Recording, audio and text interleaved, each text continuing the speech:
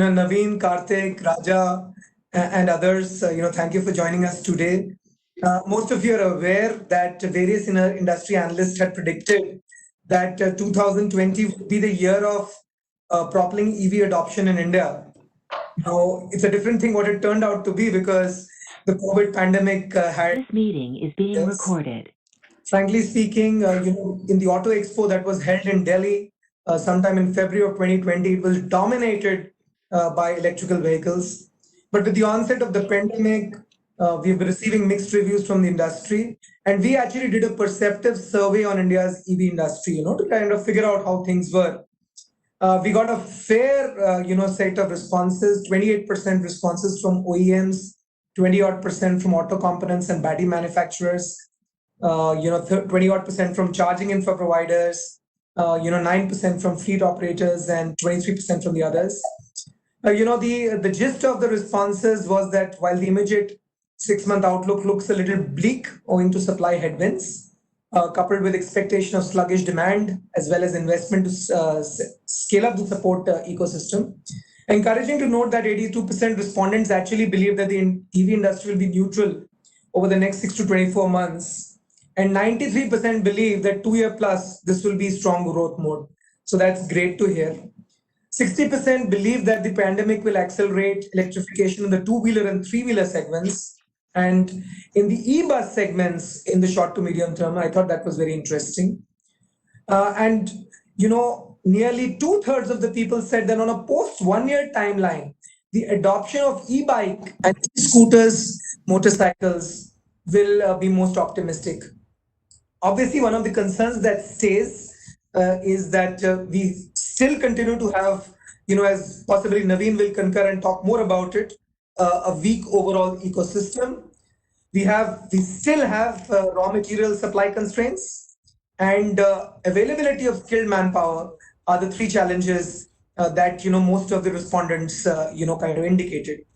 In terms of capex plans for the next 12 months, while most companies express plans to reduce, repurpose, or possibly defer their capex plans, the OEM segment emerged relatively optimistic, and 41% of them say that they were planning to increase capex, and an additional 5% said that they continue with their existing plans. So that's quite interesting. So I thought I'll just give a brief overview. So the perception remains favorable. Localization is the key, which is where we are trying to invite all of you, on this webinar to the state of Tamil Nadu. That is the intention, because this is the auto and electronics hub, of India. So we all welcome you to Tamil Nadu. On this note, I will, again, while welcoming all my fellow participants, invite Mr. Mahesh Krishnamurthy to kindly deliver the welcome address. Thank you. Let me just double check, Mr. Mahesh, if Sir has joined. Has he joined? Sure.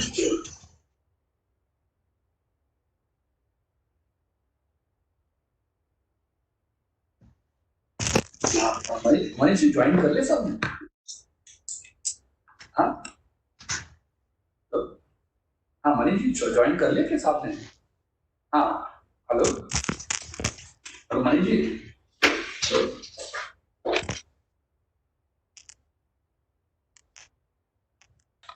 I think we'll go ahead and I think he should join in possibly in the next few minutes. As soon as he joins, we'll welcome him then. Certainly. Thanks very much, Nikhil. Thank you for the introduction. And once again, good morning to everyone, all of you. We will be joined shortly by Mr. Srivastava, chief guest. Looking forward to that. Dr. Mittal, MD and CEO, Guidance Tamil Nadu.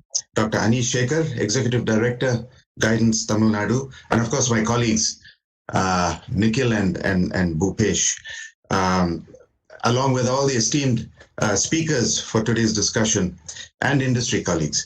It gives me great pleasure to welcome you all to this event on electric vehicle manufacturing ecosystem opportunities and challenges that aims to deliberate on strategies around localizing the EV supply chain, which certainly is the need of the hour. Yes Bank is privileged to partner with Guidance Tamil Nadu for this webinar and also to work with the state government towards showcasing the immense potential and attractive proposition that Tamil Nadu has to offer for EV manufacturing.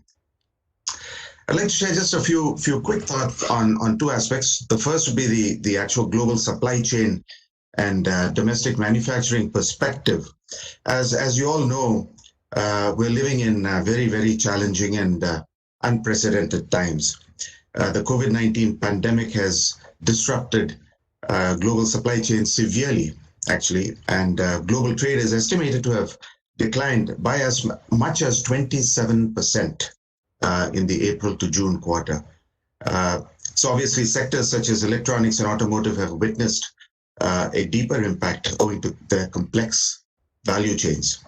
Adding to this environment, trade wars and geopolitical issues have not helped and have further impacted the global trade and supply dynamics. The pandemic is also an opportunity, however, to reimagine our future on this planet, including human mobility, or as some people call it, sustainable mobility. In this context, the call for Atma Nirbhar Bharat, or a self-reliant India, and quote, vocal for local, supported by the government's sectoral focus, has certainly been a source of great enthusiasm and energy and hope. The government has signaled its very strong intent to create a vibrant domestic manufacturing sector through several schemes for developing medical device parks, bulk drug parks, and electronics manufacturing. However, we need to be cognizant of the competition, and clearly China is likely to leverage its technical expertise and sheer economies of scale to consolidate its position as a supplier to the world. Likewise, for companies looking to diversify their supply chain, we have strong competition among many South and Southeast Asian economies. It is encouraging to know that the government has been taking active measures and a series of reforms which reflect in India's continuous improvement in the World Bank's ease of doing business rankings, also placing the country among the world's top 10 improvers for 3 consecutive years. Most states have also been significant contributors in this improvement and are working hard to position their respective states conducive for such investments. Tamil Nadu is undoubtedly has taken a lead in this, and I take this opportunity to congratulate the government of Tamil Nadu for leading India's pursuit of attracting investments and emerging as the front runner during Q1 fiscal year 21 with rupees 18,236 crores worth of fresh investments. This obviously is a testimony of investor confidence in the business-friendly policies of the state, and also the tremendous efforts being undertaken by the team at Guidance, led by Dr. Mittal. The state is also a leader in exports and ranks 3rd in Niti Aayog's Export Preparedness Index 2020, with share in automobile exports at 46%. On the question of e-mobility and localizing value chains, globally mobility has been witnessing a paradigm shift due to growing concerns regarding climate change and a call for transition towards sustainable alternatives. EVs are likely to register gradually but steady growth, largely due to favorable confluence of sustainability imperatives, government incentives, increased R&D, falling battery prices, and attractive TCOs, total cost of ownership. Passenger EV sales increased from 450,000 in 2015 to 2.1 million in 2019, led by China, Europe, and the US. Likewise, the EV sales penetration increased from 0.6% in 2015 to 2.5% in 2019. And an interesting point to note is that even though the global auto sales declined in the first quarter of 2020, EV penetration increased to 2.8%. So this may well be an indication that EVs are likely to recover faster globally, and also it signals strong growth potential in the medium to long-term growth standpoint. India had also been witnessing an EV revolution, largely led by two-wheeler and three-wheeler segments, with the two-wheeler segment sales growing from nearly 16,000 units in FY15 to 1.52 lakhs in FY20, registering a compound annual growth rate of 57% and accounting for nearly 98% of all EVs sold during the year. For a country which is the largest two-wheeler market and where the segment accounts for more than 80% of the total vehicle sales, two-wheelers hold the key for accelerating EV adoption and achieving the target of 30% EV sales penetration by 2030. Meanwhile, electric three-wheelers are gradually changing the urban mobility scenario and have reached Tier 2 and Tier 3 cities as well.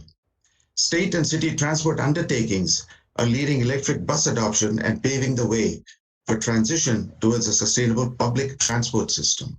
So that's also a very, very important development. Four-wheeler numbers may be a fraction in comparison, but with 1,488 electric vehicles sold during the April to August timeframe, despite April being a complete washout, we might well be on our way towards exceeding the previous year's sales figure of 3,400. While the auto sector in India may decline between anywhere from 26 to 45% across all vehicle categories, the sales figures just quoted demonstrate a strong growth potential in EVs. This is also corroborated by an industry perception survey by Yes Bank, which indicates a largely positive perception in the medium to long term. I won't go on with too many statistics at this point in the interest of time. But I think it's important to mention that in the context of today's discussion, localizing the EV value chain holds immense significance. Currently, we have achieved more than 50% localization in E4-wheelers and around 85% in E2-wheelers. So localizing battery cell manufacturing could be a little distant from today given its challenges, but the other drivetrain components, auto electrics, and charging infrastructure can well be localized much faster. While the leaders here will be able to comment more accurately on the progress on these fronts, the phased manufacturing plan, PMP for EV manufacturing, and FAME India Phase 2 must be credited for pacing the localization drive. The road ahead will be challenging, and we at Yes Bank agree with that. And there are some pieces of the puzzle missing, particularly in the battery components and auto electronics areas. But we have our high hopes with various traditional and new players entering the space. Further, with India making strategic investments in other markets and geographies such as Latin America, Australia, and Africa, we have already taken steps in the right direction. We have with us today Sri Anil Srivastava. I'm not sure whether Sri Srivastava has been able to join us yet, but he's been leading the national mission. Welcome, Mr. Srivastava. Good to have you. Very good morning to everybody, and I'm very glad to be here. Yeah, very good. Wonderful. Welcome. He has been leading the national mission on transformative mobility and battery storage. We thank you for accepting our invitation, and we would be extremely delighted to hear your views on the subject and the paced-up measures and research that the government has undertaken to strengthen the Indian EV sector. There cannot be a more opportune forum, actually, to deliberate on this than the one hosted by the government of Tamil Nadu, which has a legacy of building world-class automobile ecosystems with the presence of globally renowned companies. At Yes Bank, through our banking and advisory teams, we're deeply committed towards developing a robust EV manufacturing ecosystem in India. To conclude, let me just say that we must continue to innovate, collaborate, and leverage the domestic manufacturing capabilities to continue the localization drive. The inherent demand, both of the domestic and enormous export markets, if captured well, shall create scale and competitiveness towards realizing the dream of Make in India for the world. With these remarks, I welcome you all to this webinar once again and open this virtual floor for a productive discussion. Thank you very much. Over to you, Nikhil. Thank you so much. for your comments. Would now request, and formally welcome again Anil Srivastav ji. Thank you, sir, for joining. And at this point in time, for the keynote address, may I request, the architect of this webinar, Dr. Neeraj Mittal, to please provide his keynote address. Thank you, sir. Thank you, Nikhil. May I first welcome Shri Anil Srivastav, sir, Principal Consultant and Mission Director for the National Mission on Transformative Mobility and Battery Storage at Niti Aayog. Sir has been very, very key in this movement which has been set across the country. Let me also, thank Yes Bank for being a great partner in this, hot topic, which is very relevant to the Atmanirbhar Bharat program. Thanks to Mr. Mahesh Krishnamurthy for his, welcome address, covering a lot of important points. Let me also, recognize the presence of Mr. Naveen Munjal, Mr. Karthik Atmanathan, Sri Raja Gayam, and host of other colleagues who have joined on the virtual platform to attend this deliberations, and hope that this will set off a chain reaction in terms of policy changes, which will let us grow the achievements we have already achieved in this space. I represent Guidance, which is the investment promotion agency of Tamil Nadu. I would like to begin by sharing that it was exactly a year ago the government of Tamil Nadu came out with its e-vehicle policy in September of 2019. Our vision in this policy is to actually attract roughly 50,000 crores of investment and generate 150,000 jobs, and at an overall level ensure that 30% of our vehicle fleet will be electric vehicles by 2030. That's no mean target, because Tamil Nadu is the second largest vehicle population in India at about 27 million vehicles, which is growing at 12.4 CAGR, which means that we not only have to achieve this base target, but also keep up with the growth in vehicles. We currently account for about 6% sales of vehicles EV across the country. The advantages which Tamil Nadu has really is a very vibrant ecosystem of auto. We produce roughly 35% of the auto production in the entire country, and that gives us hope that we will be able to actually make a significant difference to this success story. In last 1 year itself, government has worked towards achieving these goals, and we have several firsts to the credit. We are coming up with the first EV park with a sophisticated manufacturing and a vendor ecosystem. When compared to other states, the EV policy of the Tamil Nadu is notably one of the most comprehensive ones, covering both the demand side and the supply side of incentives, charging infrastructure, battery waste recycling, funding for startups, incentives for MSMEs, R&D, and we feel that a comprehensive approach to bringing in the change will be ushered in only with a very wide set of levers. All will have to be pressed to get where we want to. On the demand side, the policy actually encourages and provides for road tax exemption, registration charges waiver, and permit fee waiver for commercial vehicles. The policy has a good set of measures for enabling the charging infrastructure through PPP, setting up of charging stations at every 25-kilometer intervals at the NH and the state highways. In terms of actually bringing in the investments, at which we have been also very successful, we provide for 100% SGST reimbursement till 31/12/2030 and a 15% capital subsidy till 2025. This is another significant feature of our policy, because we said that early bird wins the prize. So we have a sunset clause. We are encouraging companies to set up. The faster they come, the more years they can actually get these reimbursements. We are also providing for 100% stamp duty exemption, land cost subsidy, And on battery manufacturing, the subsidy is even higher. It's at 20% capital subsidy. For MSMEs, there is an additional capital subsidy of 20%. We have already been successful in getting hundreds of crores of investment from companies like Ather Energy, Mahal Electric, Srivaru Motors.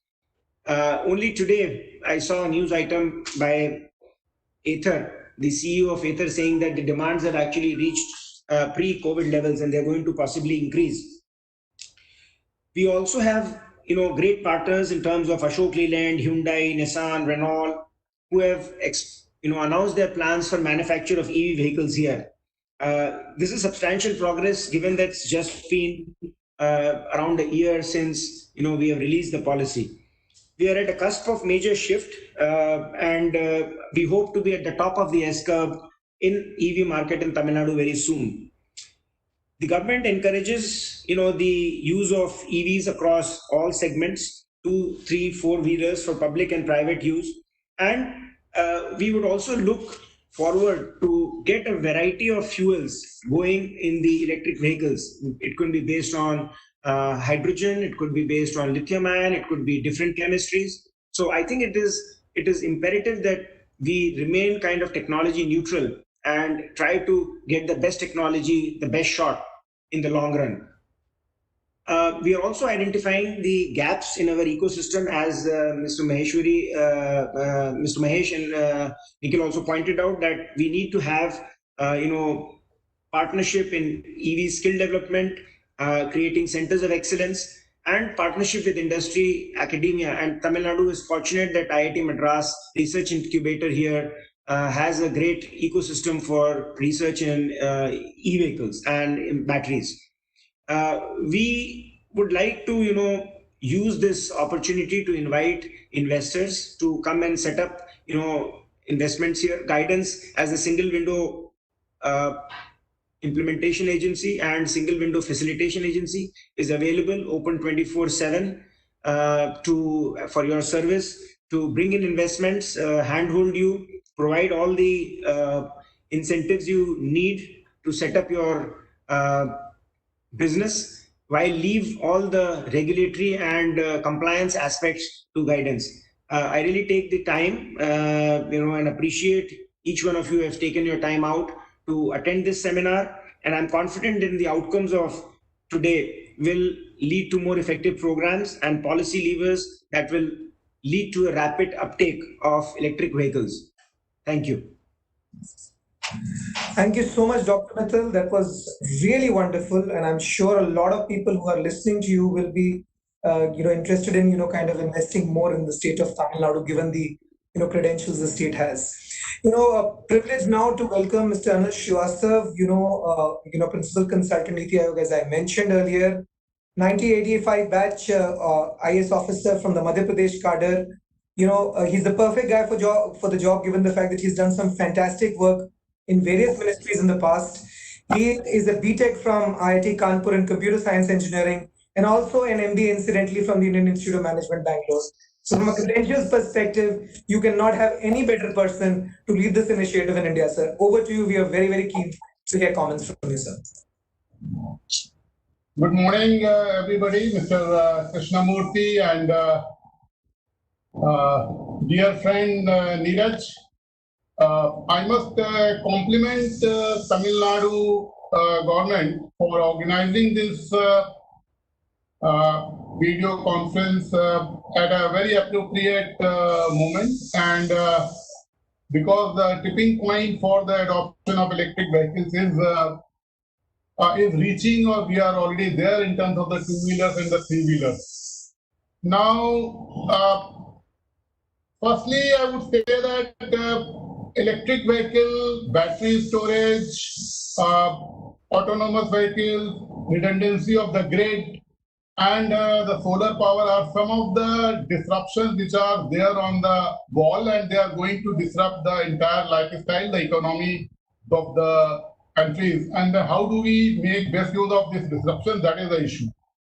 Number two, the COVID scenario should be utilized as an opportunity, and we must move forward in the post-COVID scenario with a strategy as to how do we make best use of it in taking over the supply chains in domestic market to the domestic component manufacturers and to the domestic industry.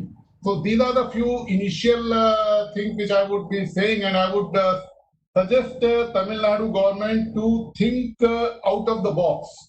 Now, some of the things which come to my mind is we have also started working on the burden or the compliance burden, as we call it, to the industry or maybe to all the sectors of the industry. And we have written to the chief secretaries of the state government. We are working, Niti Aayog is working with the state governments to get rid of the compliance burden, reduce it, digitize it, and actually digitize it. Not that you say that it is digitized and then manual intervention is still needed. So all these issues are there which need to be worked into, and particularly for the MSMEs, this reducing the compliance burden would be very useful. The mission during the last about 1.5 years has worked with the ministries, departments, and the state governments, and nearly 25 major policy announcements have been made by various department ministries, and whether it is Ministry of Power, Department of Heavy Industries, Ministry of Road Transport and Highways, Department of Housing and Urban Affairs, and nearly 15 state governments have come out with their state government policies. Now, Neeraj was mentioning about the policies of the state government. One general observation that we have in the Niti Aayog is that yes, the policies the EV policies which the state governments have issued are somehow in the same line as to what the SEZ policies or industrial promotion policies have been. I would say that one has to go a little out of the box, as I was saying in the beginning also. Tamil Nadu has been leading the automobile, major automobile manufacturers, all the global big players are with you, but then how do you shift this position to the electric growth of the electric vehicles and take into account as to how much is the value addition in your internal combustion vehicle manufacturing and how much is the value addition that would you like to be adding on in your electric vehicle manufacturing. For the simple reason that we do talk about the Make in India, but then we do not go beyond the tier 2, tier 3 or even beyond tier 1 to look into as to how much is the real value addition in the manufacturing sector, and for that purpose the DHI and we have mandated the phased manufacturing program and the localization figure for taking benefit under the FAME scheme. The FAME scheme, the government of India has very rightly put the focus on the two-wheelers, three-wheelers and the public transport system, because now that it is emerging, India is different, and then we manufacture more than 80% of these two-wheelers and three-wheelers in the automobile segment. So this is the background which is there, and now in this scenario, what should be the strategy for a state government? I would say that the strategy should be two-pronged. One is that you must go for the manufacturing, and besides manufacturing, how do you go for a skill development? Now, in the scenario of the skill development, let me inform you that IIT Guwahati and IIT Delhi have started an MTech program in the electric vehicle, and in fact, tomorrow we are going to address the first batch of MTech students who are joining IIT Guwahati for an EV, for a master's program in electric mobility. Now, this is how things are evolving, and the IITs have taken the lead. This is now one thing where the state government should focus, and we had interaction with the IIT Madras professors and the director also, and I said that that could be taken up by the. But along with that, I would also urge upon the industry to have the necessary confidence regarding and moving forward towards the global leadership position. That how does the industry does it? To tell you frankly, among the automobile segment and the passenger vehicle segment, we did not design or develop a single world-class four-wheeler passenger car in India. You import a item which is a high-value item, you add a little bit of domestic value to that, and then you export it. And then you quote the figures of the exports as to you are exporting such and such percentage of the GDP. but then we really need to analyze it. And I'm very sure that the Tamil Nadu government and with its invest-friendly program should get into it as to how much is the real value addition for the industry and for the manufacturing sector. So the industry has to look into it, because in the electric vehicle segment, except the cell technology, there is no rocket science. Everything is the decades-old technology, barring a few developments in terms of the materials and otherwise. So when the technology is known, where everything is old in terms of the technology, then why is it that we should not be leading the manufacturing? We should switch over from a consumption market or the market to the manufacturing scenario. We must manufacture it not only for the country but also for the entire globe, and that position we need to be moving forward to. And I must say that the changing diplomatic relationship, which would be there post-COVID, the best period for the industry to take advantage of it and capture the supply chain as much as it is possible. So, friends, this is what I thought I would be adding on to the step to the state government. I welcome and congratulate the state government, and as and when anything is needed, we are here to help them and take it forward. And I'm very sure that as an internal combustion technology, Tamil Nadu is leading in terms of the contribution, exports, and the value addition to the economy. In the electric vehicle also, with the right strategies, right steps at the right moment, Tamil Nadu will also be leading the EV movement in the country. Thank you very much. Thank you so much, Anilji, for possibly invigorating this entire seminar with your comments. And I think you have posed very clearly certain straightforward action points as well as challenges. And I think the most important thing you have articulated is that this industry will have to keep on thinking completely out of the box to ensure that India gains the rightful position in terms of making some inroads into this segment. And if we do it right, with the right kind of policy and the right kind of approach, I think we can do wonders, sir. So frankly, thank you so much, sir, for this. I think you have really set the tone and with your comments. And of course, I'm sure the state of Tamil Nadu is possibly the best geared up, to take things forward. So with this, sir, I would now, would like now hand it over to my colleague Bhupesh Rathore for a panel discussion, on the topic. So over to you, Bhupesh. Thank you.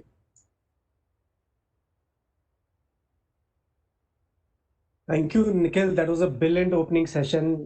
I've noted some of the key points which the eminent speaker spoke. Mr. Krishnamurthy, and it's for the benefit of the people or the participants who are participating in the event. Mr. Krishnamurthy actually highlighted the importance of collaboration, innovation for the growth of EV. Dr. Mittal highlighted the various aspects, the contours of the Tamil Nadu EV policy, both on the demand side and supply side, and why Tamil Nadu should be considered for the investments. And Mr. Anil Srivastav very rightly highlighted the importance of rationalizing the compliance burden and in real sense digitizing it. While every state is focusing on manufacturing, but I think the importance is also to focus on developing the right skills. And the third, which is very important that he said is, the industry and the states have to actually focus on the real value addition so that we produce high class cars. I was just looking at one of the participants commenting that, when are we developing Tesla in India? So that should be the aspiration, and I think well said by all the panelists. I think a brilliant opening session. Now we move on to the panel. The first panel, which is about localizing the e-value chain, the OEM perspective. So I now invite Shri Naveen Munjal, MD Hero Electric, Shri Karthik Atmanathan, SVP and Head E-Mobility Ashok Leyland, Shri BC Datta, Vice President Corporate Affairs, Hyundai Motors, Shri Raja Gayam, CEO Gayam Motor Works. While the panel needs no introduction, but I do. My name is Bhupesh. I head the advisory team at the bank, where we identify and work on some of the emerging sectors of the Indian economy and ensure that we develop a right product suite to work with the government and the industry at the opportune time. But it's an absolute honor for me to be moderating this elite panel. Uh, we have a brief profile from all the panelists, while the participants are equipped and they can they can search the Google. But I'll just read out for the benefit of everyone. Mr. Naveen Munjal is the Managing Director of Hero Electric Vehicles Private Limited, part of the Hero Eco Group. Mr. Munjal has built the Hero Electric brand into a leading manufacturer and a market leader in the EV two-wheeler segment in India. He is also instrumental in setting up the Society of Manufacturers of EVs in 2008, and since has been leading SMEs consistent efforts which have resulted in the Indian government's push towards making EV adoption a key agenda under various policies at state and national level. And there is something which is not written here, and I read it in some of the interviews, is that Mr. Munjal also likes to read Chacha Chaudhary comic books. So Mr. Karthik Atmanathan is the Senior VP E-Mobility at Ashok Leyland. Welcome, sir, a technocrat and professor of practice from IIT Chennai. Mr. Atmanathan comes with a multi-domain and techno-commercial experience of more than 30 years.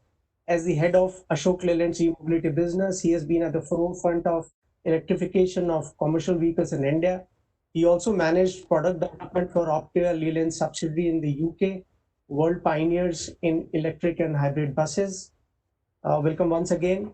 Mr. B.C. Datta is the Vice President. Welcome, sir, to the panel.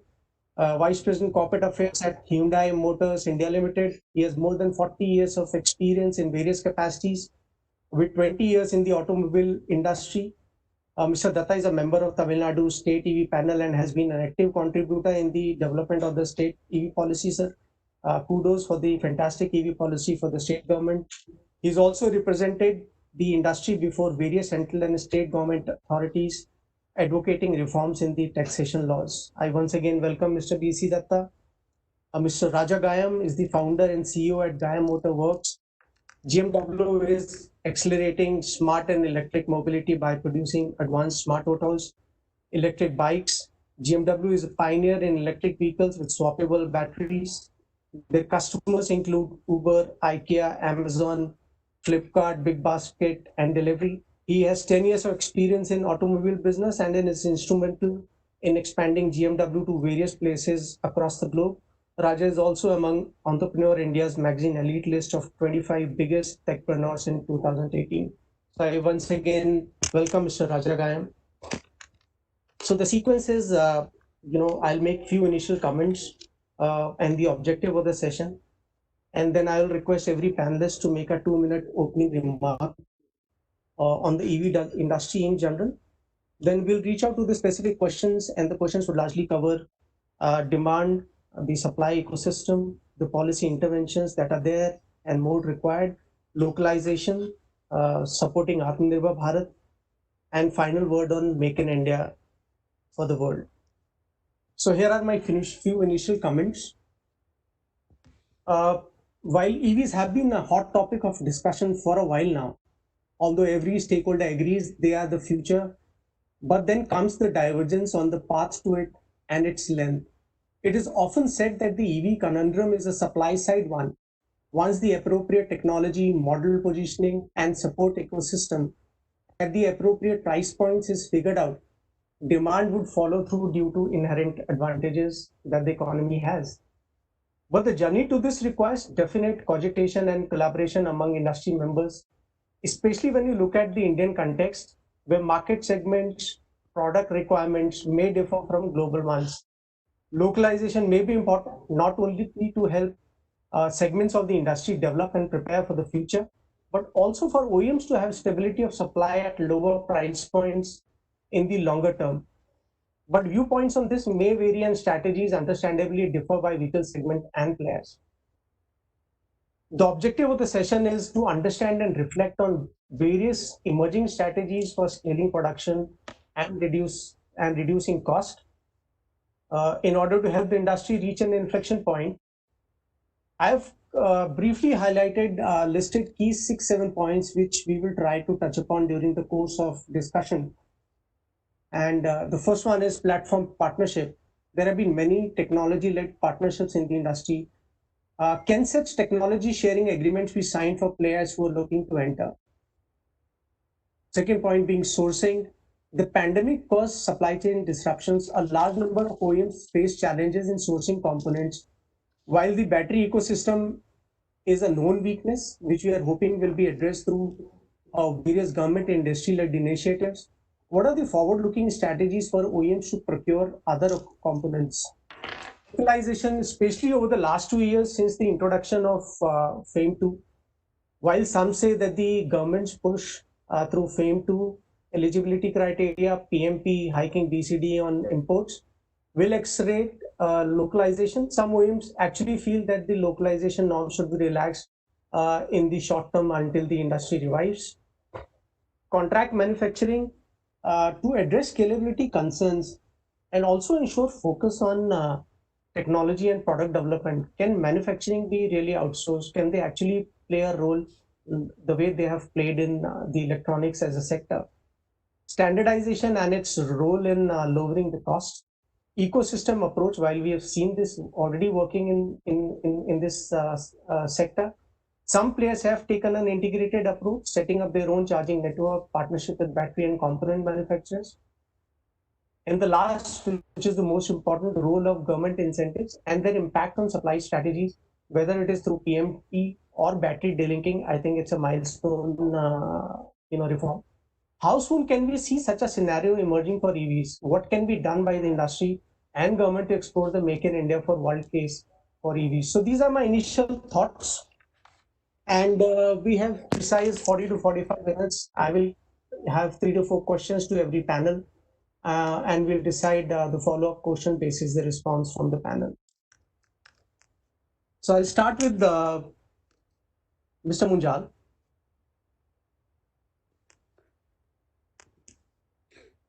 Good morning. Good morning, Anilji, Dr. Mittal, Mr. Krishnamurthy, Nikhil, Upesh, fellow panelists, and rest of the participants. I see a load of people on this panel, on the discussion right now.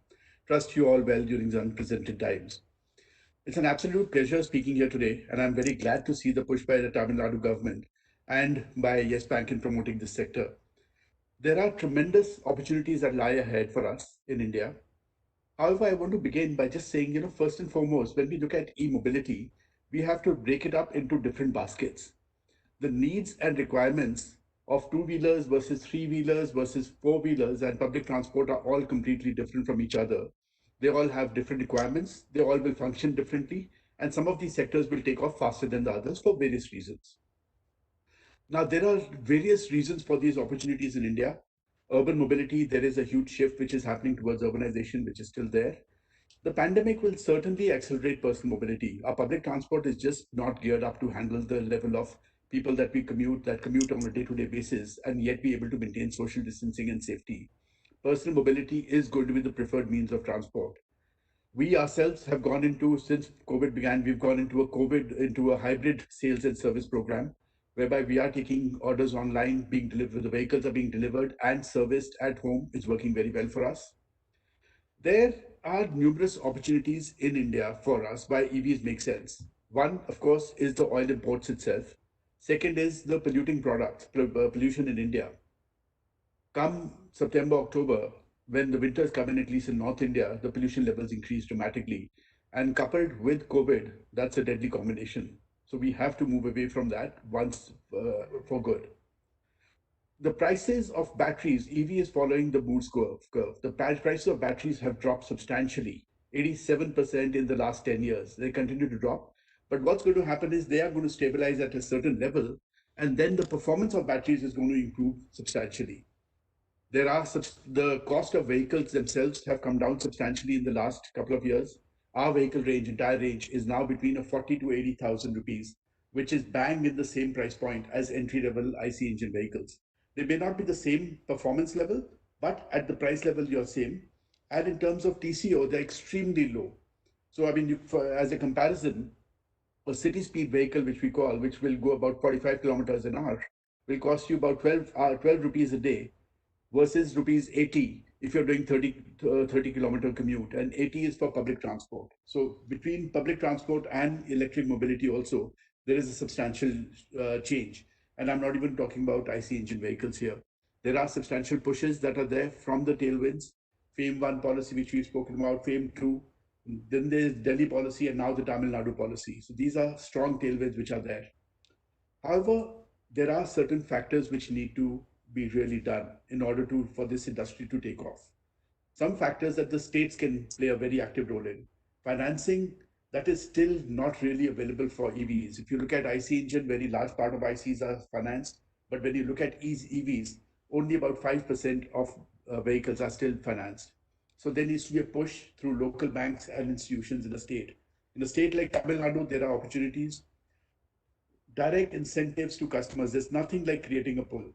I mean, no matter what we do for manufacturing, in taxation, etc., and free power and free electricity, etc., but nothing is going to work as effectively as creating a direct incentive to adopt EVs. EVs are at the same performance level, EVs are more expensive.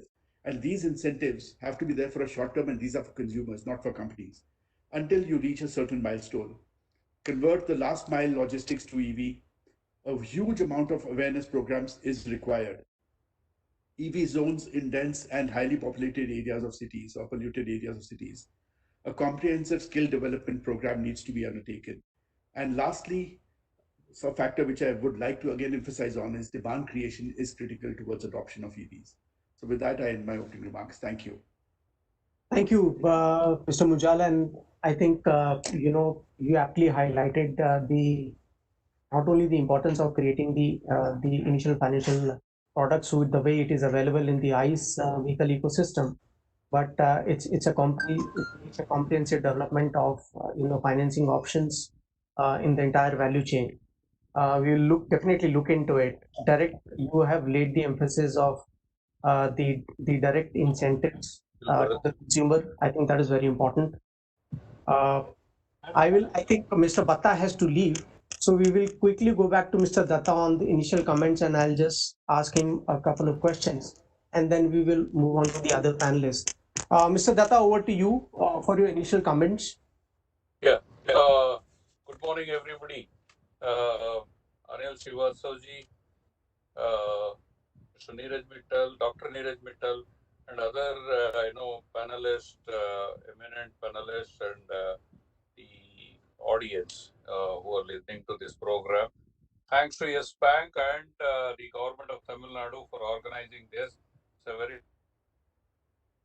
very initiative on e-mobility and how do we take it. To take few inputs from this, panelists from other parts of the understand how we do it and what we do it and which is the best way to progress. E-mobility, of course, it never has very seriously taken off. While the entire world over, the penetration or the e-mobility as on today is about 3.2%, while ours is just 0.32%. That is the kind of number we are now talking about. Even though as Mr. Munjal put it, two-wheeler, three-wheeler is of course is very high number. Two-wheeler is also there considerable, but then the four-wheeler passenger cars have not taken off, and of course the commercial vehicles also yet to get those numbers. Having said that, it is definitely a very, very good opportunity for the state to invite investment, invite in all ancillary areas, wherein, as Mr. Srivastava put it, we should be full-fledged in all areas.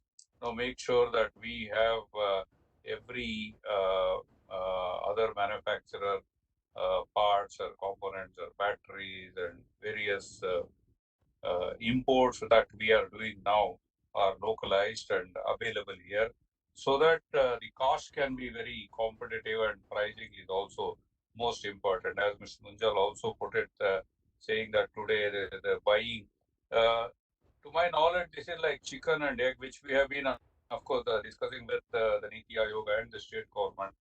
Unless we have the infrastructure, the numbers will not come, and then the numbers will, they are all expecting the infrastructure is waiting. Let the number come, then I invest. So this is the kind of situation right now. But then the last meeting with the Niti Aayog, of course, Mr. Anil Srivastav, he assured that already action has been taken to more than install 2,000 odd numbers of charging infra. So such being the case, state is also, of course, is taking a lot of initiative on this front, also taking steps to attract investments, especially in the infrastructure area. The policy is one of the best in the country, I must say, the Tamil Nadu policy, wherein they have very well said that the incentives, the subsidies, the support is available not just for the the manufacturing of OEM, but also to all the ancillaries and also to infrastructure. And not just that, they are also added the investment in R&D and also the startups. All this has been covered in the policy that has come out, by the Tamil Nadu state. And from our end, we are the largest investor in the Tamil Nadu state, and we are also the largest in India in terms of a single location, where the other OEMs have put their plants in various states within the country. We are the only company to have invested more than 24,000 crore in single location and 7,000 crore now in this e-mobility. And there is some questions which we were hearing, we are seeing within this panel discussion, that why not we put it in the fuel cell also. So we are also working on fuel cell vehicle. Our products are already launched in Korea and other countries, and of course India is also one of the destination. But of course this would take a little more time. But before that, this particular event being electric vehicle initiative, my other request is on the financing and the customer. What is happening is all the vehicle purchases, whatever the government of India has announced a scheme, only attracts, the incentive goes into the commercial vehicles, and of course two-wheeler, three-wheeler and two-wheeler. So my request is, in the private vehicles of this four-wheeler also, commercial vehicle also need to be taken care of, so that we can increase some number. Added to that, we can also look at, now that this initiative is from Yes Bank, I request that the government also give some, take initiative or interest in terms of the financing area, where the customer can take these vehicles at an attractive interest rate, as low as possible. That would also add value to this initiative. And then the one more last point is on the batteries, which is a very important part of the entire vehicle, in the EV system. But then there are very few people. There are a lot of initiative happening. Government of India also has announced, but very few has come forward. But this also requires some amount of joint efforts. So like OEMs can come together, and then they can have one plant as a common, which can supply the batteries or any such components also. I think our good friend from Ashok Leland will throw more light on this. These are some of the initiatives. Definitely, the OEMs also, or the manufacturers has to take initiative, and also from the government and from the, of course, the banks also. And one last point from my side is on the startup. There's so many people. I keep seeing a lot of initiative, especially on the two-wheeler happening, and also some initiative on the four-wheeler being done, and a lot of interesting news items coming up on the net, on the newspaper, and media everywhere. So this definitely needs to be encouraged. So for that, we need to have some kind of an incubation center, which everyone has to contribute in this. I have gone through, I went to the IIT Research Center, definitely one of the best. And there is one initiative by the Tamil Nadu government and central government jointly has done one in Coimbatore, which is really good. And this we are also contributing. We are contributing part of the investment, capital investment in this particular initiative to set up a similar one in Hosur. So this incubation center will precisely encourage any youngsters having some idea, having some idea, R&D knowledge, or wants to do something, is always encouraged to do. Whether it could be in a vehicle or it could be a part of any part of the vehicle, definitely encouraged. And also private players. Even we are also setting up a training center or a technical training center wherein we are contributing, encouraging students or entrepreneurs to come forward and take that initiative from our area, our place. Thank you so much. Thanks, S Bank, for this opportunity. I hope definitely it will add a lot of value and bring in more investment to Tamil Nadu. All the best. Thank you so much. I just have one question, Mr. Datta, before you leave. And this question is important from the OEM's perspective, sir. If you look at battery and motor and the other auto electronics, these are being the core components and cost elements of an EV, which actually amounts to 70% of the cost. Yeah.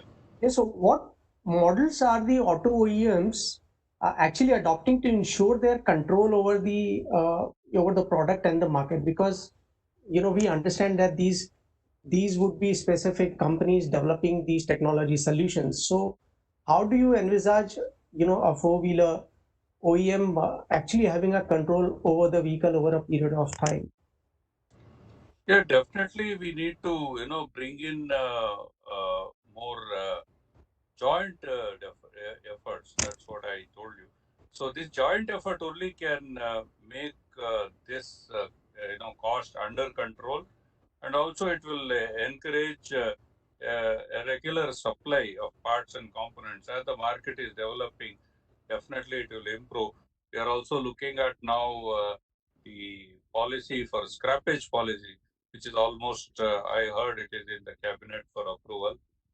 Once it is approved, then definitely it will encourage more people to get into this EV, purchases. So definitely it adds value. For that, the components, especially the battery and electronic, joint development is the only thing. And most of the OEMs are joining hands, or they are supporting an ancillary, a vendor who's ready to invest, so that it can be set up within closer to the factory.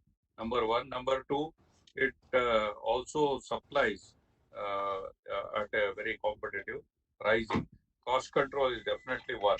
And one more point, added. This will very, very important, because today the prices are so high, we are unable to bring down the price. Whether, of course, in the four-wheeler, Tata Motors is there. Hyundai is, of course, major player now.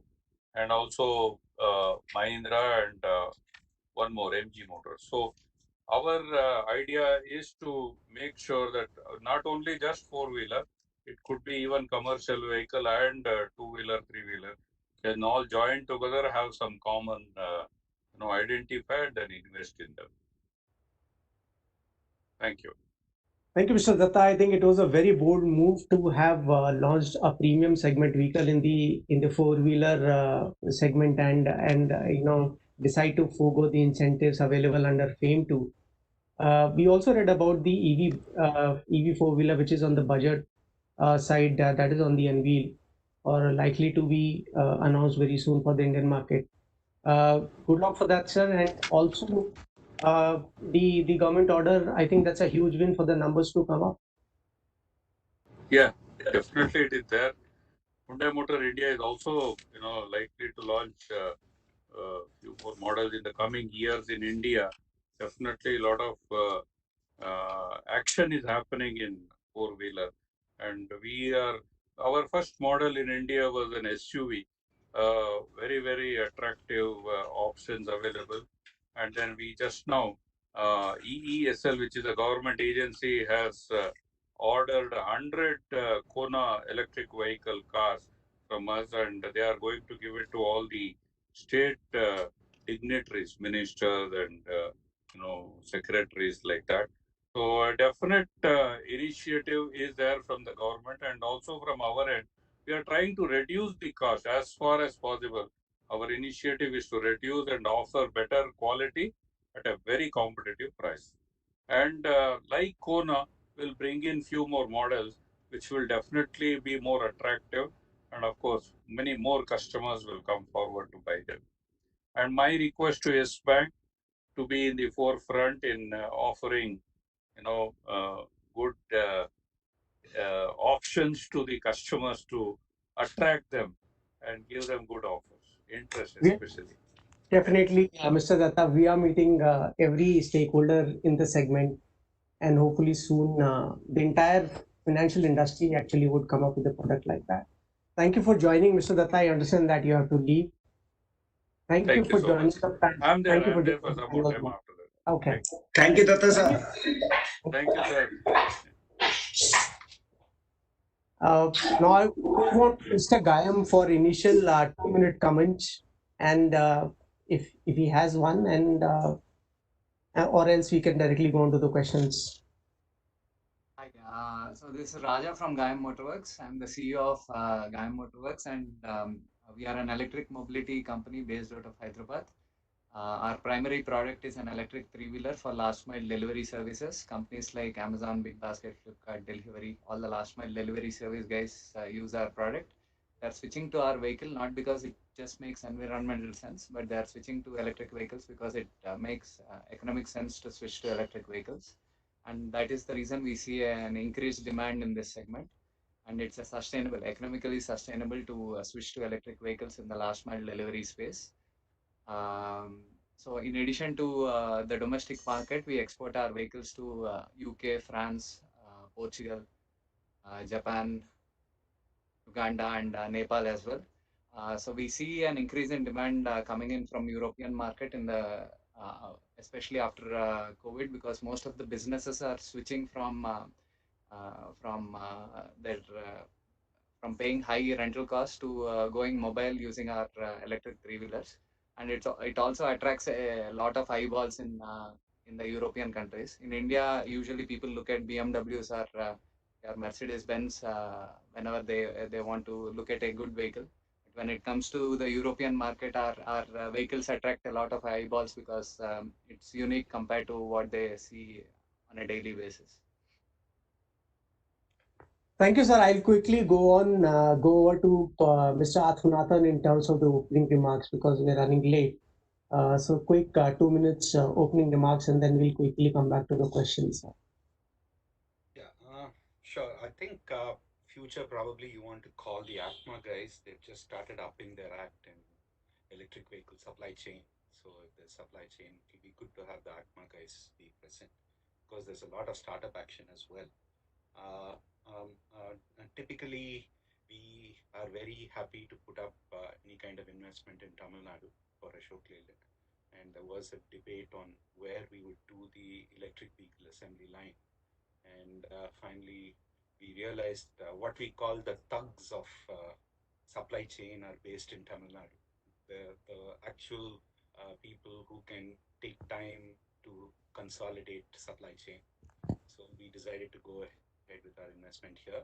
We're looking for a lot of support from the Tamil Nadu government, but more importantly, a lot of market enablement, which I think there are lessons we've learned. We've had successes, but there are also lessons that we've learned in FAME and some course corrections, and I think we're all set to go ahead.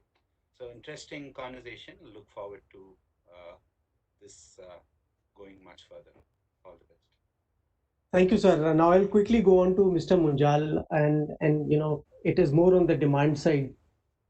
If you look at the portfolio that Hero Electric has, and I guess you have the one of the most widest portfolio in terms of the offerings, and you are very strategically also filling the gap in the B2B segment and also in the micro mobility space by tying up with EV motors. So where do you see in terms of the growth of the sector, where do you see this, which all segments will grow in this particularly sub-segment of EV two-wheelers?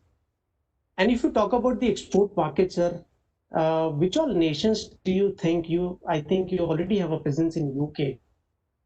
What all nations do you think have a similar perspective and where you can export or looking at the export markets abroad? Thank you, Bhupesh. So basically, we actually have a number of vehicles which are catering to all segments. So we've got actually 5 platforms, and on top of those 5 platforms, we've got 11 different models which cater to an entry level, to a commuter segment, to a delivery segment, a premium segment, and even youngsters and different categories. Now, within what we believe and what we've done uniquely is that all our entire product range uses one battery system, and that battery is portable. So no matter what size of the vehicle that you're using, it's one portable battery, which makes it life a lot easier for us as a company. It makes life easier for a dealer and then also the consumer. So whether you're switching from one vehicle to another, you can just take out the same battery and plug it in, plus for convenience use. Now, as I said, earlier, we've already started deliveries at home. So we wanted to make it as convenient for a customer as possible. So they now take out the battery, which is just about 10 kilos, take it up to the apartment, charge it, plug it back into the vehicle, and they're able to run with it. Now, when you look at what is really going to grow, so B2B is a very important factory sector segment for us. It's a very important sector for us, and that's something that we've been pushing for a long time. We, in fact, have a full team which is entirely working on B2B alone, and that's partly based in Bangalore and partly in Delhi. And that's a techno-commercial team which is working only on B2B transactions simply because the needs of B2B are so different. What we believe is going to happen is somewhat similar to what happened in the IC engine, or how the IC engine vehicle structure. So that's a pyramid. So at the entry level, you've got vehicles which are about 70,000 odd rupees, and then you've got about 70 to 90,000, which is the commuter segment, and then you've got beyond 90,000, which is the premium end of the IC engine market. Now, what we believe for an entry level commuter, or a commuter for that matter, which is a large part of the 20 million unit market, and that accounts for about 80% of the total market, 85% actually. That segment, which is a commuter segment, if they're buying a vehicle at about 70,000, they're not going to buy an electric vehicle at 1,50,000 just because it's electric. It's not going to happen. That's not the way it is going to happen. So what they're going to do is they will stretch themselves to about 10%, 15%, 20%, but not beyond that. But where they have to see the total cost of ownership also coming down. Because right now, what is not determined is your resale price of the vehicles. What they are very scared of is if the batteries are very large, then what happens to the battery cost at the end of 3 years? Because that's a warranty. They may last you 7 years or 8 years or whatever be the case, but what happens to the battery cost then? So thereby we've kept the battery sizes very small. Now, we believe that the commuter segment is going to expand rapidly. And of course, you will have all segments. You will have the premium and commuter, and you will have the entry level also. But we believe that the commuter segment is going to be a very large play, and as is going to be B2B, last mile B2B and logistics sector. In terms of international markets, we have a substantial presence in the international markets, but that's more for our electric cycles. Electric scooters is not really much of a presence at this point of time. We are there in the premium end of the electric bicycles, and we are present in markets like Japan, Korea, Europe, US, and Latin America. Where our Indian range could go and where we're exploring at this point is more about the Latin American markets, the Asian markets, and the African markets. So these are some of the markets where we believe that we are going to see some traction for the electric scooters. Electric bicycles, since it's premium, is going to remain in those markets which I just mentioned about. Thank you, Mr. Munjal. I think very well said in terms of the growth that you have in the sector and the portfolio that you have chosen it covers the entire spectrum of two-wheeler space where we're going to see the maximum growth. The next question, which is a follow-up question to this is, when you talk about the technology for this particular segment, which is still in the development phase, and major cost reduction is expected by the industry as we make progress on that. If the EV two-wheeler industry has to scale fast, one view is certain elements have to be standardized. What are these key areas and any challenges that you have noticed towards their standardization? For example, electronic chipsets, whether it's battery, the communication, etc. See, at this point of time, it's very difficult to standardize things like batteries and any of these parts that we're talking about, even though for that matter motors, because it's still an evolving market. It's still, the technologies are still in a way, if you look at it, they may be mature, but they're still nascent because the volumes are still low. So when you look at lithium ion batteries, for example, they will continue to evolve. And that is something where we should not delve into technology standardization because that's going to keep on evolving. See, one of the factors that we have, the problem that we have with some of the policies which come in, which are more technology led, is that the technology is going to be obsolete very quickly. So they should not standardize on technologies. Let the companies decide. What the government should be doing and what standardization should happen is the end goal. There will be multiple paths to get to that end goal. Yes, certainly we should standardize on the connectors, etc., that connect the batteries or the vehicles. So just to give you an example, we are in the process of establishing a very dense charging infrastructure. Now, this is a very low cost but dense charging infrastructure. Now, that is going to take a 3-pin standard Indian pin plug to charge the vehicle, and that's what comes with the vehicle. So you don't need any special connectors for that. That's already a standardized process. And that infrastructure that we're creating is not necessarily only for our vehicles. Any electric vehicle can be plugged in there to charge them. So the where we should actually work is that the batteries should be, now we should move to lithium, which we are doing. And like I said, lithium is more expensive than IC engine in terms of the power. And that is going to remain for the next couple of years. Over a period of time, we need to create demand creation. We need to push towards creation of demand. Cells, in order for them to be manufactured here, no matter what you do, you can't just push it. Unless the demand is there, nobody's going to really put their money. So money has to come in, demand has to be created, and then the ecosystem will fall in place. Like you see for e-rigs, for example. In a lot of markets, highly unregulated, but the ecosystem for e-rigs is now very well established already, whether you like it or not. And it could be in a very unorganized sector. But in two-wheelers, we have the opportunity of doing it in a proper manner, in the organized manner. So we have to get away from very high-speed vehicles. We have to get away, or at least subsidizing those. We have to subsidize what is the customer buying, a commuter. And that is where the demand creation would happen and standardization eventually would begin to happen there. Mr. Mujal, any final comment on localization and supporting the Atmanirbhar initiative of the government of India? When do you think the 100% Atmanirbharta will come in terms of the localization? And then this is the last question, then I will move on to the other two speakers. See, localization is something that we are already doing extensively and we've been doing for the past number of years. The challenges that we have faced in localization is simply because of the volume. Now, if you look at the whole EV sector in India, it is 150,000 units last year.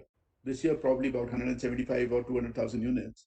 But it's still a very small sector. It's still very small in order to just start localizing it like this. We are localizing and we will be completely localized by early or by mid next year. There's no two ways about it. But that is going to add on cost. And you don't get the tier one, the strong tier one companies, because they are used to doing very large volumes. And here we have a particular model which is the highest selling in India in terms of the one particular model, and that's the Optima. We sell about 30,000, 35, 40,000 of those units every year. But even for an IC engine tier one good supplier, that volume is too low. So localization is happening, but it is also adding on to costs. And that is why I was talking about the direct incentives, for example. Those direct incentives go to eliminate those cost increase that you're going to be doing by localization. So very clear, I mean, just to give you a broad figure, by localizing, we are increasing our cost by about 20 to 30% across the board. Now, if you pass that on to the customer, you are thereby slowing down the whole product expansions, the adoption. So it's a chicken and egg. as Mr. Datta was also talking, it's a chicken and egg situation. We need to increase demand, and whereby we have to get the prices down. Once we reach a certain threshold, we reach a certain milestone, then those subsidies and the incentives can be taken away, because by then the market would be picking up by its own account. So Any final comment? Just one comment where you think intervention is required. well, like I said, I've been talking about demand creation. That is going to be a very important one. But that said, we believe that we are at the cusp of disruption already happening. So the market is going to expand irrespective of what happens with subsidies, without subsidies, policies, not policies. The market is going to expand, and the market is going to move towards electric. It's already moving. I mean, we're already seeing that growth. We are already higher this year than what we were last year at the same time in terms of sheer numbers. We are much higher at what we were last year. So we are seeing disruption already happening. Thank you, Mr. Munjala. I'll quickly move on to Raja. Raja, you had exposure across various segments of the vehicle industry with your family business on the bus body building. Then you also tried with the four-wheeler segment, on the Nano. And then what made you actually think, what made you decide that, three-wheeler is the segment that you would focus on? And how do you see the growth trajectory of this segment? So Indian three-wheelers are extremely popular throughout the world. So whenever we export any of our products, if for example a customer had to choose between an Indian car or a European car, most of the customers around the world would choose a European car. But when it comes to three-wheelers in specific, when you give a customer an Indian three-wheeler or a three-wheeler from anywhere around the globe, basically they'll choose an Indian three-wheeler. And Indian three-wheelers are extremely popular in most of the developing countries. So that was the market that we had in mind when we wanted to produce a vehicle. And also it would be, there would be heavy investment involved in producing a car or a heavier vehicle compared to a three-wheeler.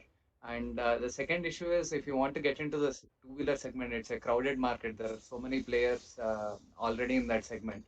So we wanted to be in a market which basically you would have your expertise in it, and you can compete not just in terms of price, but in terms of the quality of the product you offer and the durability of the product you offer. So we had a choice between e-rickshaws or getting into the high-end L5 category electric three-wheelers. It was a conscious decision for us to move towards high-end electric three-wheelers back in 2013 or so. So we were anticipating the price of lithium-ion batteries coming down by almost 50 to 60%, and that came out to be true. So by the time the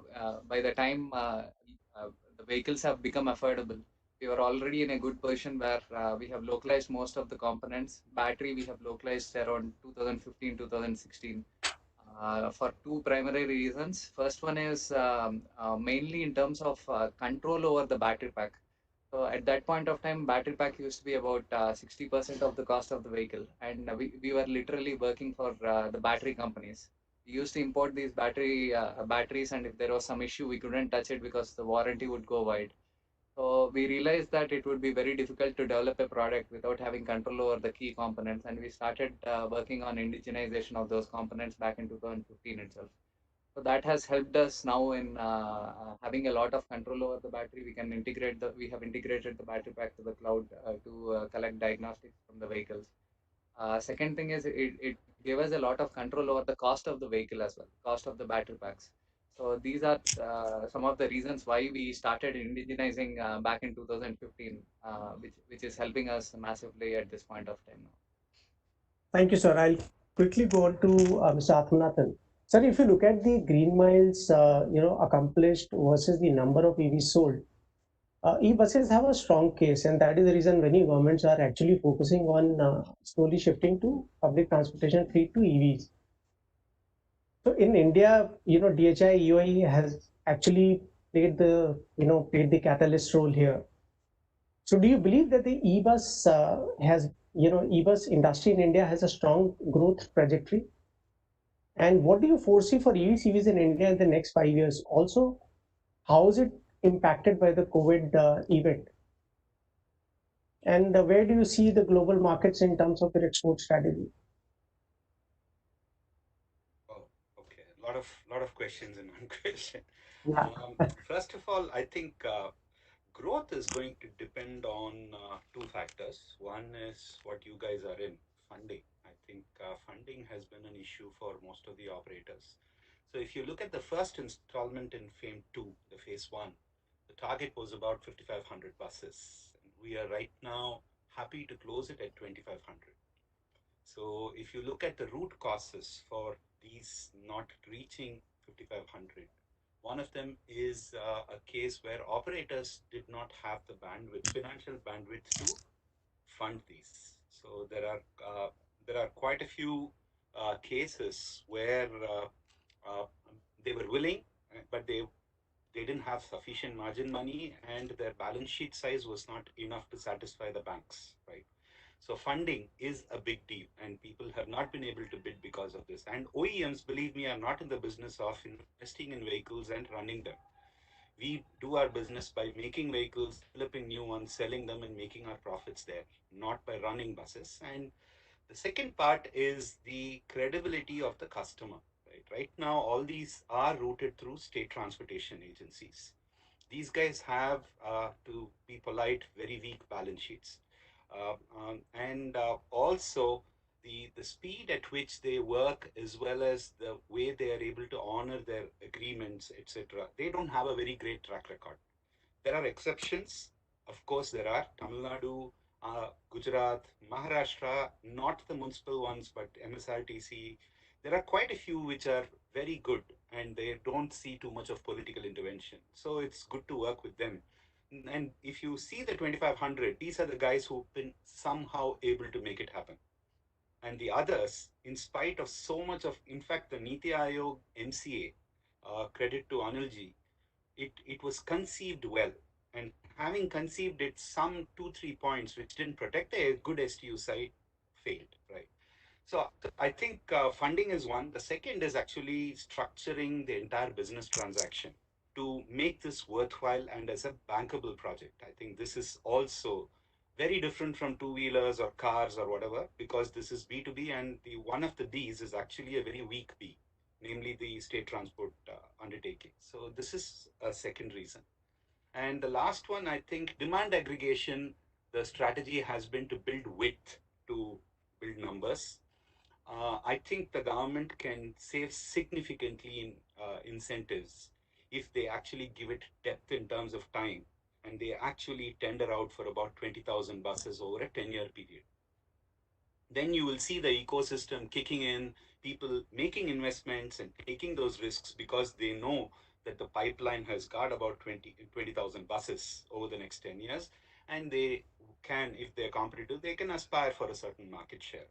So I think these factors are going to influence growth. Otherwise, because it's not a general market-based growth, most public transport, you know that even in diesel, it's a service. It's really not a money-making opportunity.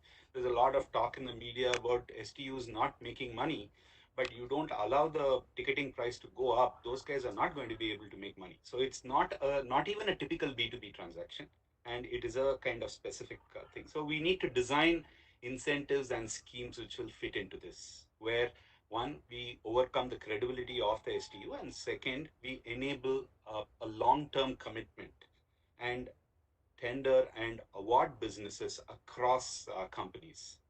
So this is one part of the growth story. So if all this is done, which I assume will get done because the government has been constantly updating the proposals with their learnings, I think there will be a growth where we will see a fairly robust number of at least about 3 to 4,000 a year in the next 3 years.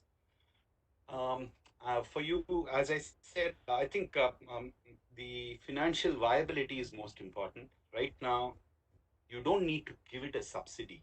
You can give it as numbers so that the market drives itself down in terms of amortization expectations. So instead of trying to amortize over 1,000 or 1,500, you go in for higher levels of investment and you amortize over 10,000, right? So this is one part of the thing. This is the growth story. I think there are learnings, and if we don't capture these, we will continue to have disappointments as we keep launching new schemes in the buses space. What was the other part of your question? I forget. One was Your about export growth. strategy or the markets that you're looking at outside of India? Yeah, unfortunately, it'll have to wait for about 4-6 weeks. We are in the process of recasting our entire EV plan at a total group level, including our Opter plans, etc. I'm quite sure there will be a very specific and detailed media announcement in the next 4 to 6 weeks. Right now, we are recasting. Earlier, we had very marginal plans. We were not very aggressive on the market side.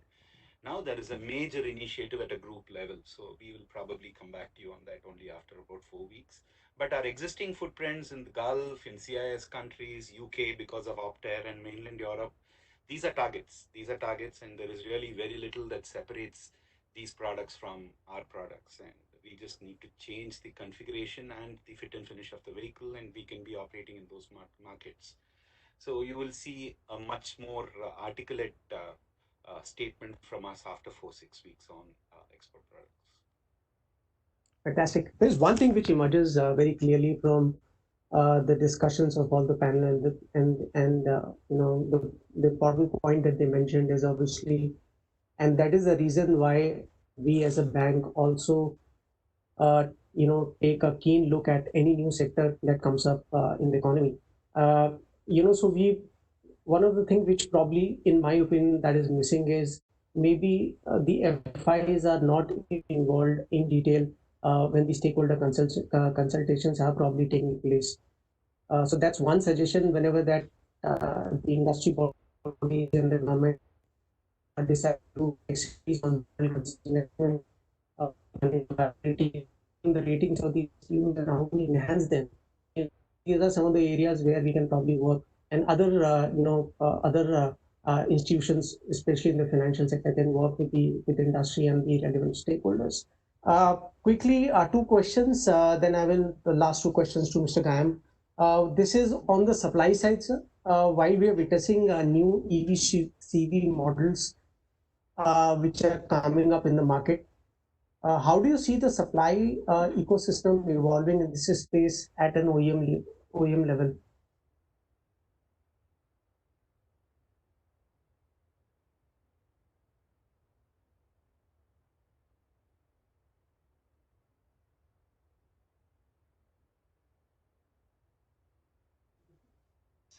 When you separate out OEM from a charger provider or swapping station provider, it becomes extremely difficult for the customer to deal with multiple players in this segment.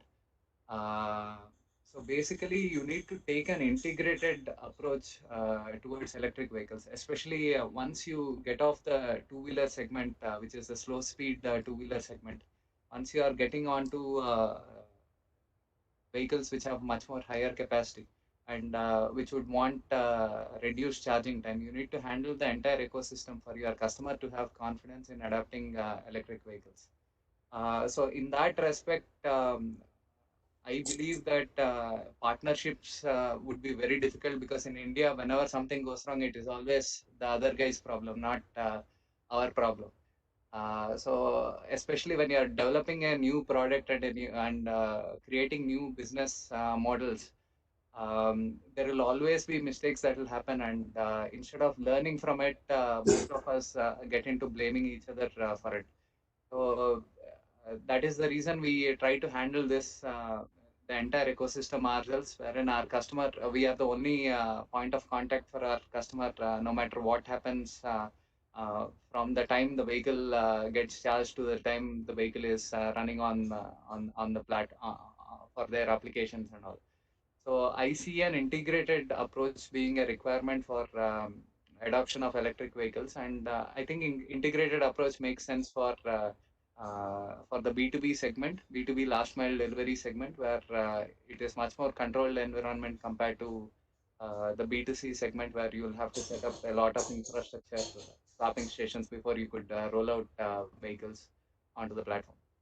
So you need to segment out, you need to identify the segment which you are targeting, and then the approach will differ for each. For for the B2C segment from three-wheeler for the three-wheeler market, it will be mostly working having OEMs having swapping station service providers or charging station service providers and various other associated services. And in the B2B space, it will be more of an integrated approach because customers would like this to be easy to handle rather than chaotic. One more important point I wanted to discuss was the banks. Just last 1 minute. Last 1 minute for a final comment on. Sure. So for adoption of electric vehicles, at least from our company point of view, we see vehicle financing as a key enabler for adoption of electric vehicles, and that is the missing piece between selling 2,000 vehicles or 20,000 vehicles in the next 1 to 2 years. I think banks also should ask the governments for loan guarantee mechanism. So that will go a long way in helping OEMs sell the vehicles to their customers, because the customer should have easy financing terms for purchasing electric vehicles. They should not be punished for purchasing electric vehicles.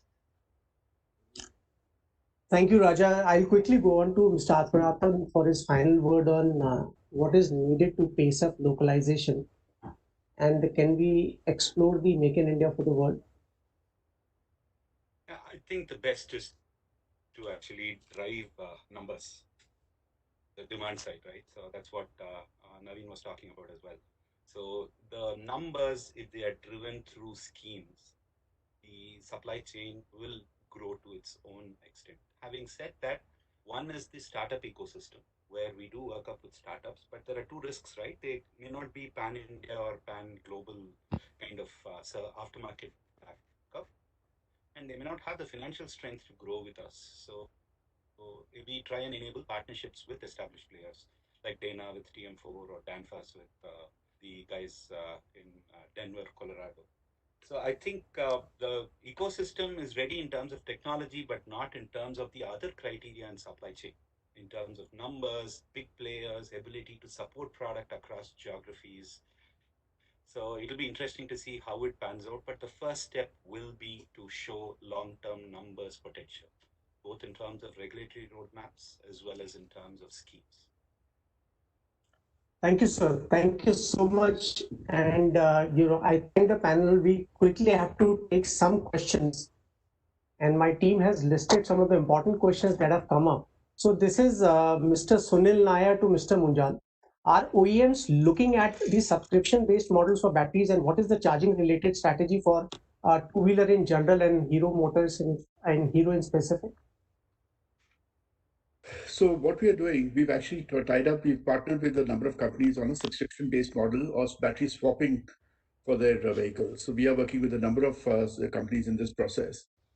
What we're also working on is we are, like I said, our batteries are also portable. So we are working on a three-pronged strategy on this. One is where we partner with companies who have battery swapping in place and where they're setting up charging infrastructure or swapping infrastructure. Now, we believe it's a chicken and egg situation again. Unless you have a very dense swapping infrastructure, it's not going to work because the customer is not going to go multiple kilometers out to swap his batteries. So should the vehicles come first or should the infrastructure come first? We believe the infrastructure should come first. The second thing, what we're doing is, like I said, our batteries are all portable, so you can remove them. And one of the questions I was seeing was that the battery is too heavy, but you can't really make it much lighter than 8 or 9 kilos. That's about the least that you can do. Beyond that, you're going to lose efficiency.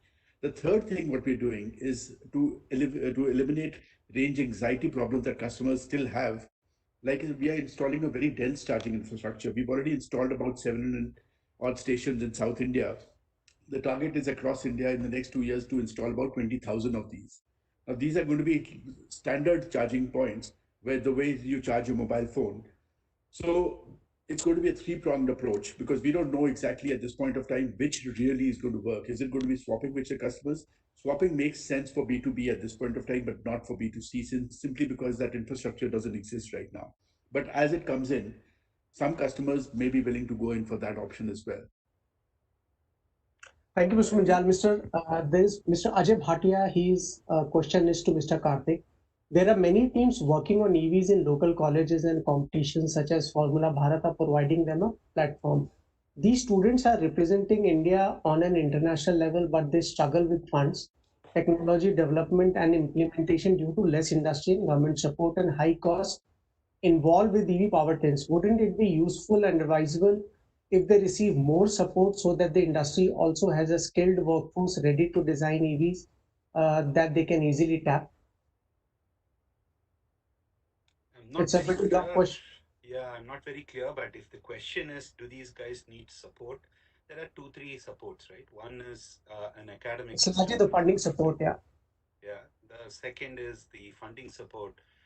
Bad times for everybody to provide funding support. Nobody's got cash right now, including the government and the large companies. But we've been trying to do our own bit. We have this Road to School program where we have been supporting education, but not in this space, the EV space. We do primary schools. And finally, support in terms of OEM engagement. There, Ashok Leyland has a declared policy of engaging with startups. We have a structured policy in this in the EV space, and we enjoy working. Sun Mobility is an example. Four of our suppliers are startups. We continue to work with three other startups on technology programs. So we support them in terms of business potential or guidance or even incorporating their products into our products. But we are unable to go beyond that in terms of funding support right now because the last year and a half was bad, and now COVID has made us about 1/10 the size that we were. So it's going to take time. But I agree that these things need to be supported, and OEMs will support as long as there is something which is exciting happening there. It cannot be altruistic. It needs to be visionary. And there you can necessarily identify such projects and support. There is Mr. Prithviraj, and his question is to Mr. Gayam. What do you think are the challenges and opportunities to sell electric three-wheelers without a pre-fitted battery in a bid to bring down the upfront cost of the vehicle?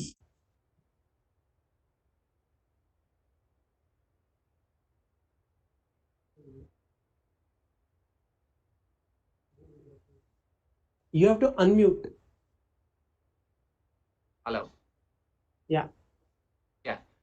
So that is the way forward. Swapping stations are the way forward for mass adoption of electric three-wheelers in the passenger segment. So I think the government of India also has realized that, and they are currently allowing vehicles to be registered even without battery packs. So that's a huge sign of commitment from the government also, saying that this is the way forward and how things will evolve in the future. Thank you. I think, we just have a time for a closing remarks, and which I'll just quickly give a closing remark. There were great inputs from the industry stalwarts themselves with respect to government policy, localization of components, whether it's respect to battery cost being the key factor in cost and export orientation, especially in 2 and 3-wheeler segment. In terms of heavy vehicles, as I highlighted, the government should provide consistent long-term support like 10 years in terms of orders instead of short-term bulk purchase. This would help the OEMs in having better view on investments and order book.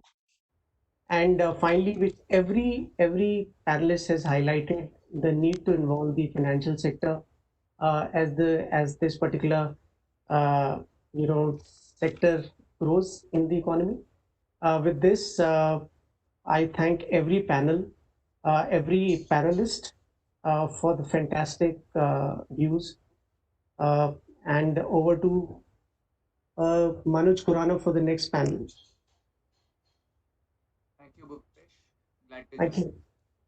Bye, Mr. Karthik. Bye. Thank you, Mr. Munjal. Thank you, Mr. Aswan. Thank you. Pleasure being here. Thank you. Thank you, Bhupesh, for a great session. Thank you, everyone. It's been a great session. Thank you, all the panelists.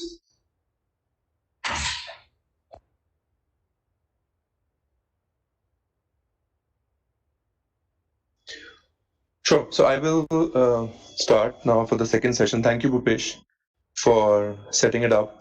I think the second session is really focused on how do we, the panelists in first session talked a lot about, the levers which are needed to be pulled to create demand. They talked about financing, they talked about government policy, they talked about how to bring down costs for the consumer. I think this panel is really about how do you supply those vehicles which are going to be in demand because of these different levers. And this the government's focus on indigenization or Atmanirbharta is really about upstream manufacturing. If you've been following Indian auto industry, uh, it's pretty clear that any vehicle which is sold in India is likely to be sort of assembled in India. The way policy structure is, the imports on fully built vehicles are pretty high to encourage local assembly. But when it comes to components, it's really up to the OEMs whether they source those components from India-based factories or they buy it from companies which are located in other parts of the world. And that's where I think the role of the upstream manufacturing and auto component manufacturing is very, very important. So that's what we will focus on this particular session. I don't think you could find a better set of people to have this discussion. I'll just quickly introduce our four panelists. We have for this session, we have Mr. Elon Chelian from Sanmina, India. Sanmina is a leading integrated manufacturing and technology solutions provider globally. Elon himself has been rooted in electronics manufacturing for the last 28 years across the world, and he's worked with companies including Seagate and Toshiba before coming back to India at Sanmina. Then we have Mr. Guru Prasad Mudlapur, who's the regional president and MD of Bosch Automotive Electronics in India. Bosch is, you might already know, is the world's biggest automotive supplier. Bosch initiatives in India. So Bosch has, I think, more than 10 different companies in India. Guru is responsible for sort of leading the charge on electrification as a combined sort of force. He has also been in upstream manufacturing in semiconductors and in automotive electronics for almost 30 years. Then we have Mr. Chetan Maini, who's the vice chairman at Sun Mobility. Chetan is known to really bring the first electric car to India back in 1999, known as Reva, which was later taken over by Mahindra. In his new role, he's now trying to push for an innovative solution in the form of battery swapping as a service to really sort of accelerate adoption of vehicles across categories: two-wheelers, three-wheelers, buses. And he already, Sun already operates in, I think, 11 cities. They have buses, two-wheelers, three-wheelers on their platform already operating across these cities. And then we have Mr. Ramesh Nair, who's an MD, who is the managing director at Aptiv India, which is again a global company at the forefront of developing connectivity solutions for new mobility. When it comes to high voltage connectors and high voltage wiring, Aptiv is really the gold standard. And Ramesh also has more than 28 years of experience in the electronics manufacturing. So welcome to all my panelists. As I said, this is really as good a panel as you can get when it comes to talk about manufacturing in India. So many thanks to the team at Yes Bank and the folks at Guidance Tamil Nadu to bring this group together. So I think we sort of overran on the last panel. So we have to be really efficient with this one, and we'll try to be as efficient as the way you run your factories, and Chetan, the way you run your swapping stations, right? So we'll just quickly open with opening remarks from all of you. We'll start with Guru, and then we go down to Chetan, Elan, and Ramesh, right? So really, a very brief introduction of what your view on electric mobility in general and the role you are playing in this space in India.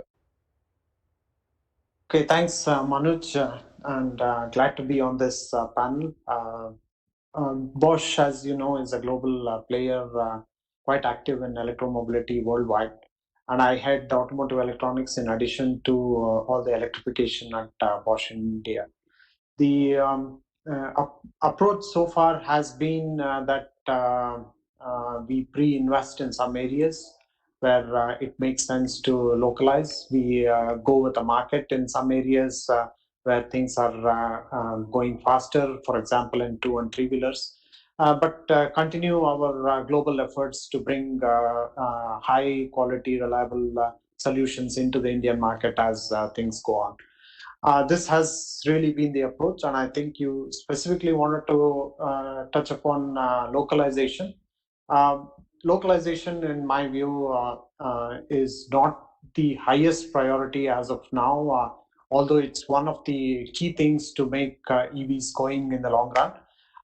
Simply because localization today does not necessarily mean low cost. So there, we need to strike the right balance and then see how this develops. There are areas where we can add a lot of value, and that is the area we will focus on to begin with. But moving forward, we see how this develops, and we take it from there.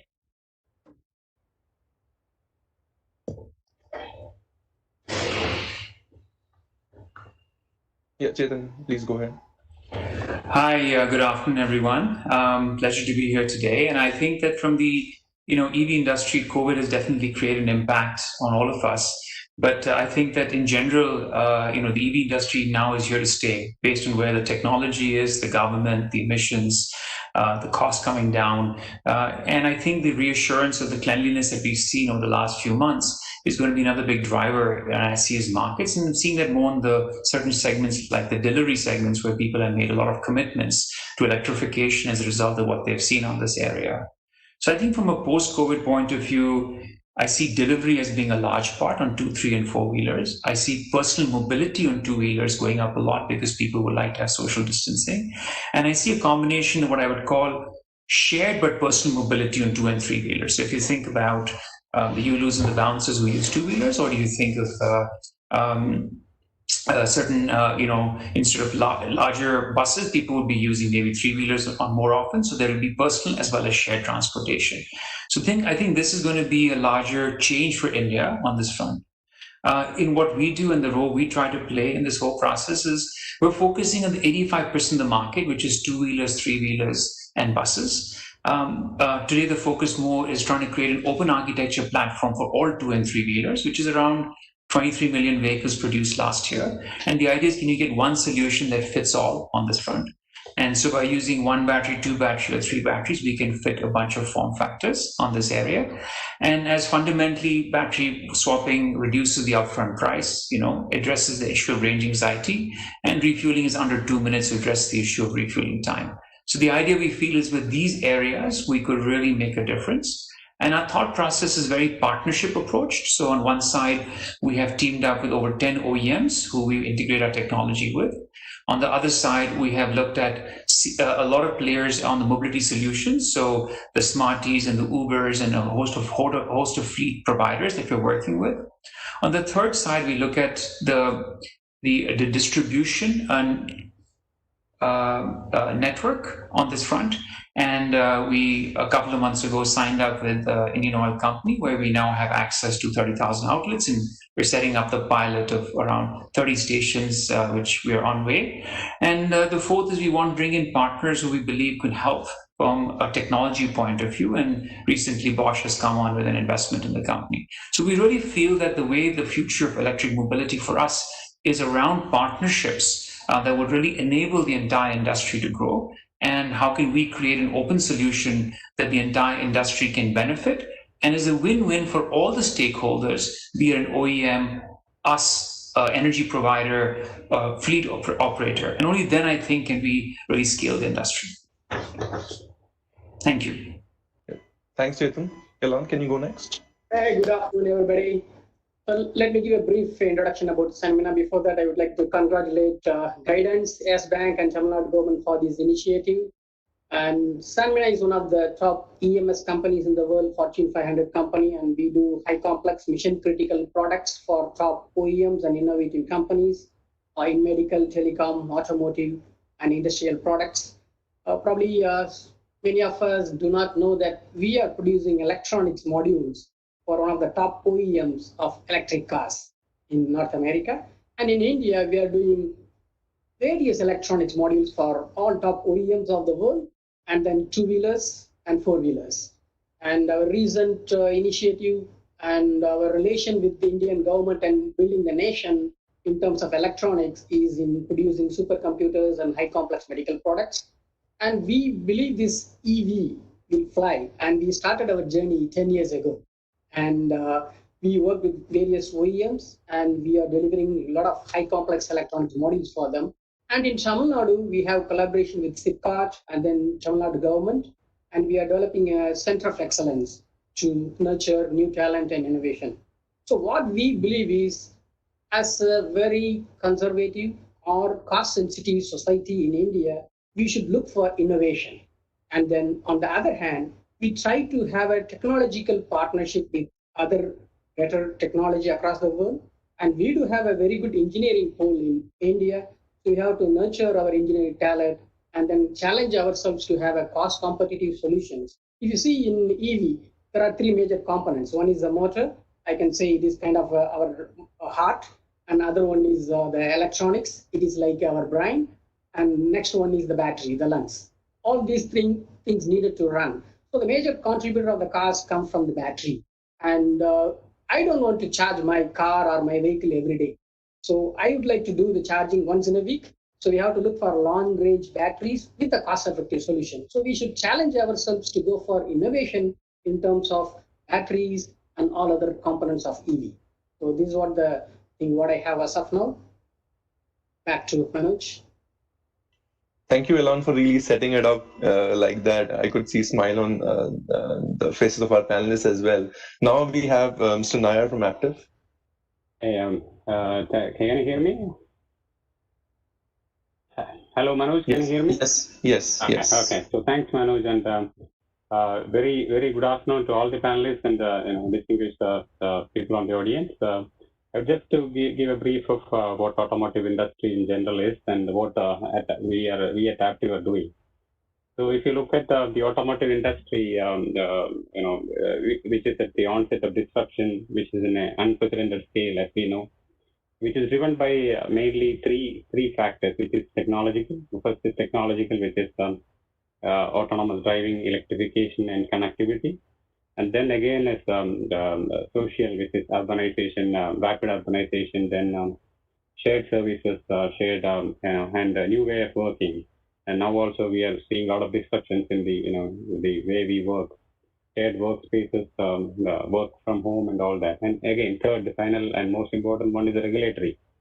So if you look at the government, the federal government, the state governments, the various bodies, they all have their emission standards, their new norms. So these are all driving the demand across the globe and in India too. And the level of disruption, what we are going to see, which will be higher than or significant and outweigh anything what we have seen over the last 150 years of automotive history. And the pace of change is accelerating, and the next decade will be defining the way how the mobility evolves in terms of electrification, in terms of autonomous driving, in terms of connected cars, and all these technologies, all this are complementary. So autonomous cars, electrification is a complementary technology. So these are all complementary. And if you look at India too, there are people like Mr. Maini has been there in business for long, but we're seeing a lot of momentum happening since 2017 when government came up with a slew of policies and measures and the Nagpur Declaration and initiative schemes like FAME 1 and 2. So we are seeing a lot of traction in the Indian market, but if you look at a scale, a comparative scale of the global, just talking about the passenger vehicle sets of the global volume of last year, 2019 volume was 2.1 million, including PHEV, CEV. India has only a very minuscule share of say less than 5,000 or 4,000. So that is the number we are looking at. While China has close to a million, which is almost 47% of the world electric vehicle share. So if we look at it, we don't have the scale yet, and we are in a very, very nascent stage, which is which need to grow and which will grow also. But the Indian automotive is looking at a CAGR of the next year projections 10 years is looking like 47 or close to 50% CAGR, which will give opportunities for all people like us and OEM, not just OEMs, all the people in the value chain. So this is what we are looking at. And India, again, India has an distinct advantage in the sense that apart from our innovation, our cost-effective manufacturing, we can leapfrog because we don't have sunken investment in the IC engine technology and all that, and it will help us in leapfrogging to in the new age, the EVs, in the BEVs directly, without going through the stages like the other countries had to. So it is kind of levels the playing field, and we can have a same level playing field as others. And coming back to Aptiv, we are a global technology company, and we were formerly called Delphi, which the name changed after we divested our powertrain business in 2017. And even though we are 3 years old, we have 100+ years of legacy history of building automotive solutions. And we call ourselves a startup with 100-year history. That is how we call ourselves.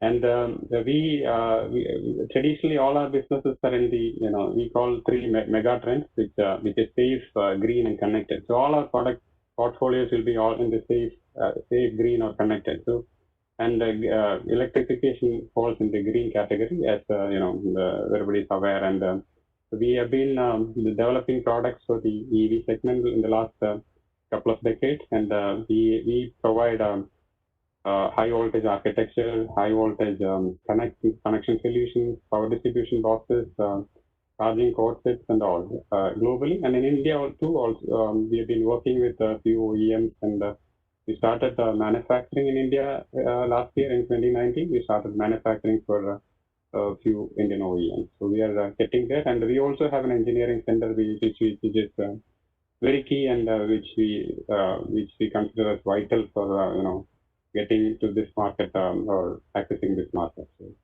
that's in a nutshell. Yeah. Sure. Thank you everyone for sort of helping everyone understand your role in the ecosystem and also your early thoughts. I think since the session is focused on localization, I think I would love to hear from all of you.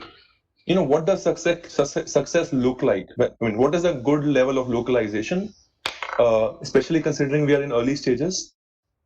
Also, what does the path to increasing localization look like? For example, if you ask government, they would want 100% of everything to be made in India, right? But we know practically that's going to be hard, right? And that also sort of goes against the entire tenets of international trade, right? Also, Mr. Nair mentioned, the scale which some of the other countries have established is very, very high, right? And we know with economies of scale, the costs go down. So that advantage already lies to some extent in other markets, right? So how, in that context, what do you really call a good localization, say over a period of 10 years and not just today? So, Guru, we could start from you, and then we can go down to other panelists and I'll call their names. Sure. Thank you, Manoj. As I said earlier, I think localization certainly makes a lot of sense, but in a phased manner. Not entire. I mean, it's also technically not possible to localize everything right now, and as we are in the current state of the industry today. For example, we don't yet have one of the key components, which is the lithium-ion battery production happening in India. But that said, I think the industry will follow volumes, and localization will certainly happen when we move forward. But I would say we would probably start off with large-scale localization with motors first. That's an area which can easily be localized. Although the higher power motors could take a lot of capital investment to get this going in terms of quality and reliability. But in terms of general localization trends, motors would certainly come first. I'm only now referring to localization of the entire part. The power electronics could come next.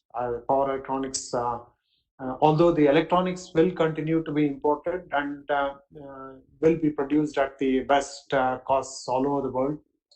We will import as we do today with regard to a lot of electronics we produce in India. At least the final assemblies, the mechanics that go with the power electronics, the heat sinks, the thermal management, a lot of this can be done locally, and this packaging of this and power electronics as a whole will come into India quickly. The value addition in batteries will certainly happen right away. I think a lot of companies, including us, are looking at localizing battery manufacturing to begin with. Next step could be when cell manufacturing kicks off in India. That's when real end-to-end manufacturing of the batteries could happen. So I would see this in phases, and definitely two and three wheelers driving a lot of need for localization. But as I also said earlier, localization done a bit too early will only increase costs and thereby slow down adoption in the market. So the right level of localization at the right time and in the right volumes would certainly be the key to continue the localization spirit in India. Sure. Thanks, Guru, for really sort of breaking it down for the audience. And I think what I hear is that we need to be strategic about localization. Too early could actually be opposite of what we want in terms of driving adoption. Also, we have to respect laws of economics, and some products will continue to be made more economically in certain parts of the world, but we can focus a lot more on our strengths. But at the same time, I think, as you said, I think the real, I would say, tick mark on localization really comes when we say we have a local cell plant or a local gigafactory as well, right? And which could be a while away. Chetan, I wanted to bring you in, because you are uniquely placed. You make your own battery pack, so you work with cell companies on one side, and you also work with OEMs on the other side, right? So, what do you think? What for you? As a company which is into manufacturing and services both, what does localization look like? Good localization look like for you? And also, I'll put you on spot on this. When do you see the first cell gigafactory come up in India? Okay, I'm going to take a step back. I think that when we talk about localization today, there are things that can be done 100%, right? So when I look at EV components like chassis, suspension, steerings, plastic, seats, clusters, harnesses, wheels, tires, all this can be done. But there are still a lot of companies, especially in the two-wheeler and three-wheeler space, that are getting a lot of kits out from overseas and putting it. So I think this is just, we are a hub for this in the country. We should just go 100% there. There's no questions asked on that front, right? The second part is areas like chargers and DC-DC converters. In some fields, this is being done a lot. For example, in one of our sister companies, we've been supplying chargers and DC-DC converters for 20 years. So, probably at lower power levels, a lot of companies today are making it. I think at the higher power levels and higher voltages, there is a little, there's a bit of a gap in the country, but the capabilities exist. And so if there's enough volume demand, there's no reason why we can't do that, because the technologies around UPSs and others are similar in nature to what it is. It has to be auto-grade available. So there's a very high thing to go, a high level of indigenization in that area. The third, I think, as Guru pointed out, was motors and controllers. And in some sectors, this can be done very quickly, in 12 to 18 months at the smaller power levels. And I think the larger power levels may take 24 to 36 months, because mainly driven by volumes. I don't think it's a technology issue on this area, but you would see the 2 and 3 wheelers coming on this. On the battery packs, I'd like to divide them into maybe 3 areas, right, and come to your answer on the gigawatt. The first is the assembly of the pack, which is electronics, thermal management, mechanical, connectors, electrical. We do that today. We assemble our packs. So except for the cell, everything is today indigenized, including the hardware and the software. And each of our battery packs has 3 onboard computers. So it's fairly sophisticated when you come to look at it on this area. And this can completely be done today. I think from cell manufacturing, it would take around 24 months from when we say go to set up a decent plant size, right? And that go needs sufficient volume to say that, listen, this can happen. So it's a done deal today. There's enough technology and companies to make equipments and available that I think today it's an easy thing. So the question is, can we have a strong policy? Can we have commonization across platforms that enables that to have scale? And then from saying go, it's a 24-month period to set up a gigawatt plant on this area. So if that can, and I think some companies are talking about integrating storage along with electric mobility. Maybe that can accelerate it, because the demand could be across two platforms, right? The next step is that even when you do cell manufacturing, you likely probably import a lot of the components for it, right? Because we don't have all the raw materials. But there can be the phase of maybe between 24 to 48 months where you create certain facilities, for example, the graphite separators, the pouches, the cans, all of these could probably be indigenized on this area because they are raw materials that can be available in the country and look at it.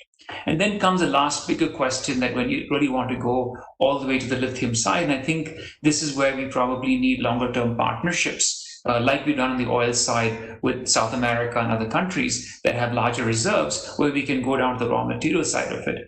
But to just give you a perspective, if you think of the cost of the pack, and then you think of the cost of lithium, that may be 10% or less, or 6-7%. So it is an important portion, but we can achieve so much more. We can first do the entire vehicle, then the powertrains, then the battery assembly, and then all the other parts. So everyone starts to talk about, hey, we don't have lithium side of it. But from a vehicle point of view, that may be 3% of the cost of the vehicle of indigenization. So let's hit the 97% first, and then figure out the last bit of this front. Thanks, Ketan. I think similar to Guru's point, I think you also suggest that be strategic. Also, a point you stressed is really where we can be 100%, let's be 100% as soon as possible. Instead of, sort of being lax on those fronts, at least. Ilan, I wanted to come to you now, because you are helping. I mean, we know Ether works with you. You help them build some of their products as well, right? And startups, a lot of startups are coming in this space, right? What role do you see a company like you could play, or other big manufacturers could play in helping them startups? Helping startups really get into the manufacture. Either they work with you and help them manufacture, or they the advice to startups in this space who are getting into hardware side of things, which is sort of new from Indian context. So if you take in terms of electrical vehicles, now almost from 10%, now it becomes 60 to 70% become electronics inside. And I go through the same sequence of motor, electronics, and then go to battery.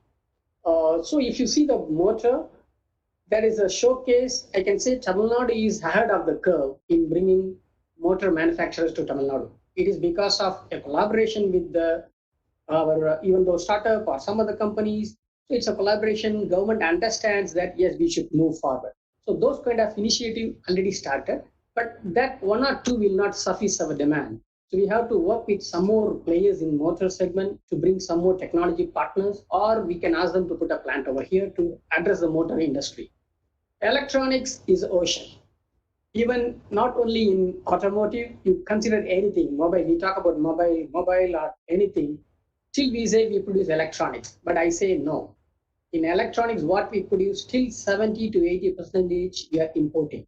All these chips still we are importing. So even in a couple of forums earlier, I shared my view. Electronics, the thing is semiconductor chips. We don't need to produce chips, but we can start with the fag end, like final testing, packing. Those is almost 20% value add for the chips. So that we can start first. We don't need to go to the semiconductor first. So at the first step we can go. And we can add some value into that. So little bit of localization come from that electronics industry. And in terms of what kind of value add or the contributions like tier 1 companies like us doing is, we already do a lot of electronics for world top OEMs in 4-wheelers and 2-wheelers. So we have a very good knowledge of the DFX solutions and the manufacturability, testability, all those solutions. So we are sharing our knowledge and we have our own databases. So that is an advantage. All the companies, we don't call any of our customer names because we work with various companies. So we share all the technology, what we learned across, and we standardize our own standards in terms of DFX solutions. So we share to the partners so that they can have the better learning curve faster to get into the market and avoid all other any basic challenges. So that's what we could able to provide to all our partners. Back to Manoj. Thanks, Ilan.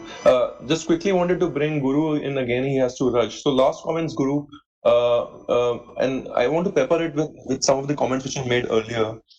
So government has done a lot in this space, and I don't want to go, I mean, the GST, the road tax, but most of that is really on demand side, right? And in this session, we want to focus on how do we, sort of start localizing, right? So how do we sort of, what kind of recommendations do we need to bring across to the government, right? Because there seems to be a sense of urgency in localizing, right? But the industry players who sort of are in the, I mean, people like who are in the space for the last 30 years, they have a slightly better view of how to sort of face that, right? So what do we tell government? What can they do, both at central government level and state government level, like at Tamil Nadu, to sort of create that path to localization? I think, like you said, the government has done its bit. It's now for the demand to pick up. Unfortunately, COVID put a spanner in the works of a lot of EV plants so far. So I believe this is a passing phenomenon, and 2021 could look very, very different. And specifically, I think the incentives are there, although not really consumed in 2020. These will certainly spur demand. What could certainly help is to focus on certain areas. For example, fleets. Fleets, B2B segments are really areas where TCO is positive, and that's an area where economically it starts to make sense for electric vehicles to come in. Solutions like battery swapping could be promoted. This will certainly help adoption of EVs in a bigger way, especially in 2 and 3 wheelers. I think it makes a lot of sense in those areas. I would say these would be the top few things that could be done. Of course, the industry has always looked for incentives. We've got a lot of it. There is appetite for investment. If the volumes are there and it economically makes sense, I would say investments will follow, and definitely localization will start to happen. Sure. Just one quick follow-up on that, Guru, very quick. B2B, does B2B offer you enough scale to localize? Even if, let's say, we start with B2B, but it's it used to be 7% of the market in cars. It's going to go down to 3% this year because of COVID, right? And it's even 2-3% or less than 1% in two-wheelers, right? Does that offer enough scale to localize? Yeah, I mean, we need to start somewhere, right, Manoj? It's these are segments where it's not just for the sake of bringing in an EV. These are areas where it will make sense, commercially make sense for the operators to have an EV fleet and reap benefits also in terms of their own position. So there, I think EV certainly makes sense. So although the volumes may be small, take overall electric vehicle category in two-wheelers. I think it's 24-25 million two-wheelers today. And if we take 10% of that, it's 2 million. And we really don't have installed base to localize 2 million today. And if you even branch that out, maybe 30% of that goes into the fleet segments. It's a pretty large volume. And I mean, we totally ignore the e-rick market. It's grown beyond 1 million vehicles in India, although completely, I would say, unorganized growth. But it's there is certainly a large market there as well. So I think there is potential to go in. We have to start somewhere. I won't put too much focus on, for example, passenger cars. Because the volumes are really not there, and at the very low volumes, if you localize and increase costs so much, it doesn't make sense to go. So only the appropriate level of localization in such segments, but much higher localization in other segments would be the way to go. Great. Thanks, Guru. Thanks for your time. Thank you. Sorry you about have to this. rush. No worries. No worries. Yeah. Yeah. Okay. Thank you. Yeah. Great. So now I want to take the same question to the other panelists as well, starting from Mr. Nair, right? So the question really is, do we need government to do something else as well? What is that? Or as an industry, you are satisfied with what government has done, and now it's the onus is really on OEMs to create demand, and then companies like yours to sort of help them source locally for that demand. Yeah, so the question is very relevant because government is doing a lot of steps initiatives now. Central government and the state governments, of which Tamil Nadu has really done well with they have been a pioneer in the policies, and other 9 states also, apart from Tamil Nadu, have come up with policies. But there needs to be a uniformity of policies across the country, not just in the states, but everything needs to be uniform and similar policies. And because government is a big driver in generating demand, in having policies, in buying, in creating demand by using for all the government purchases, all the government vehicles, all the government departments can start using. It can be made compulsory. And also, this effective common standard policy will create a confidence in to all these manufacturers, and also this can create bolster demand. And all government can again think of their all several state governments are bringing it, giving subsidies on capital, but incentives can be given to the component manufacturers for sales, incentives on sales like what we do for exports. And again, currently the duty structure, there are different differential duty structures for each item. So if it can be made to for a lower value addition item, if it can be made to zero, for raw material, basic raw materials, it can be made to zero. It will really drive down the cost.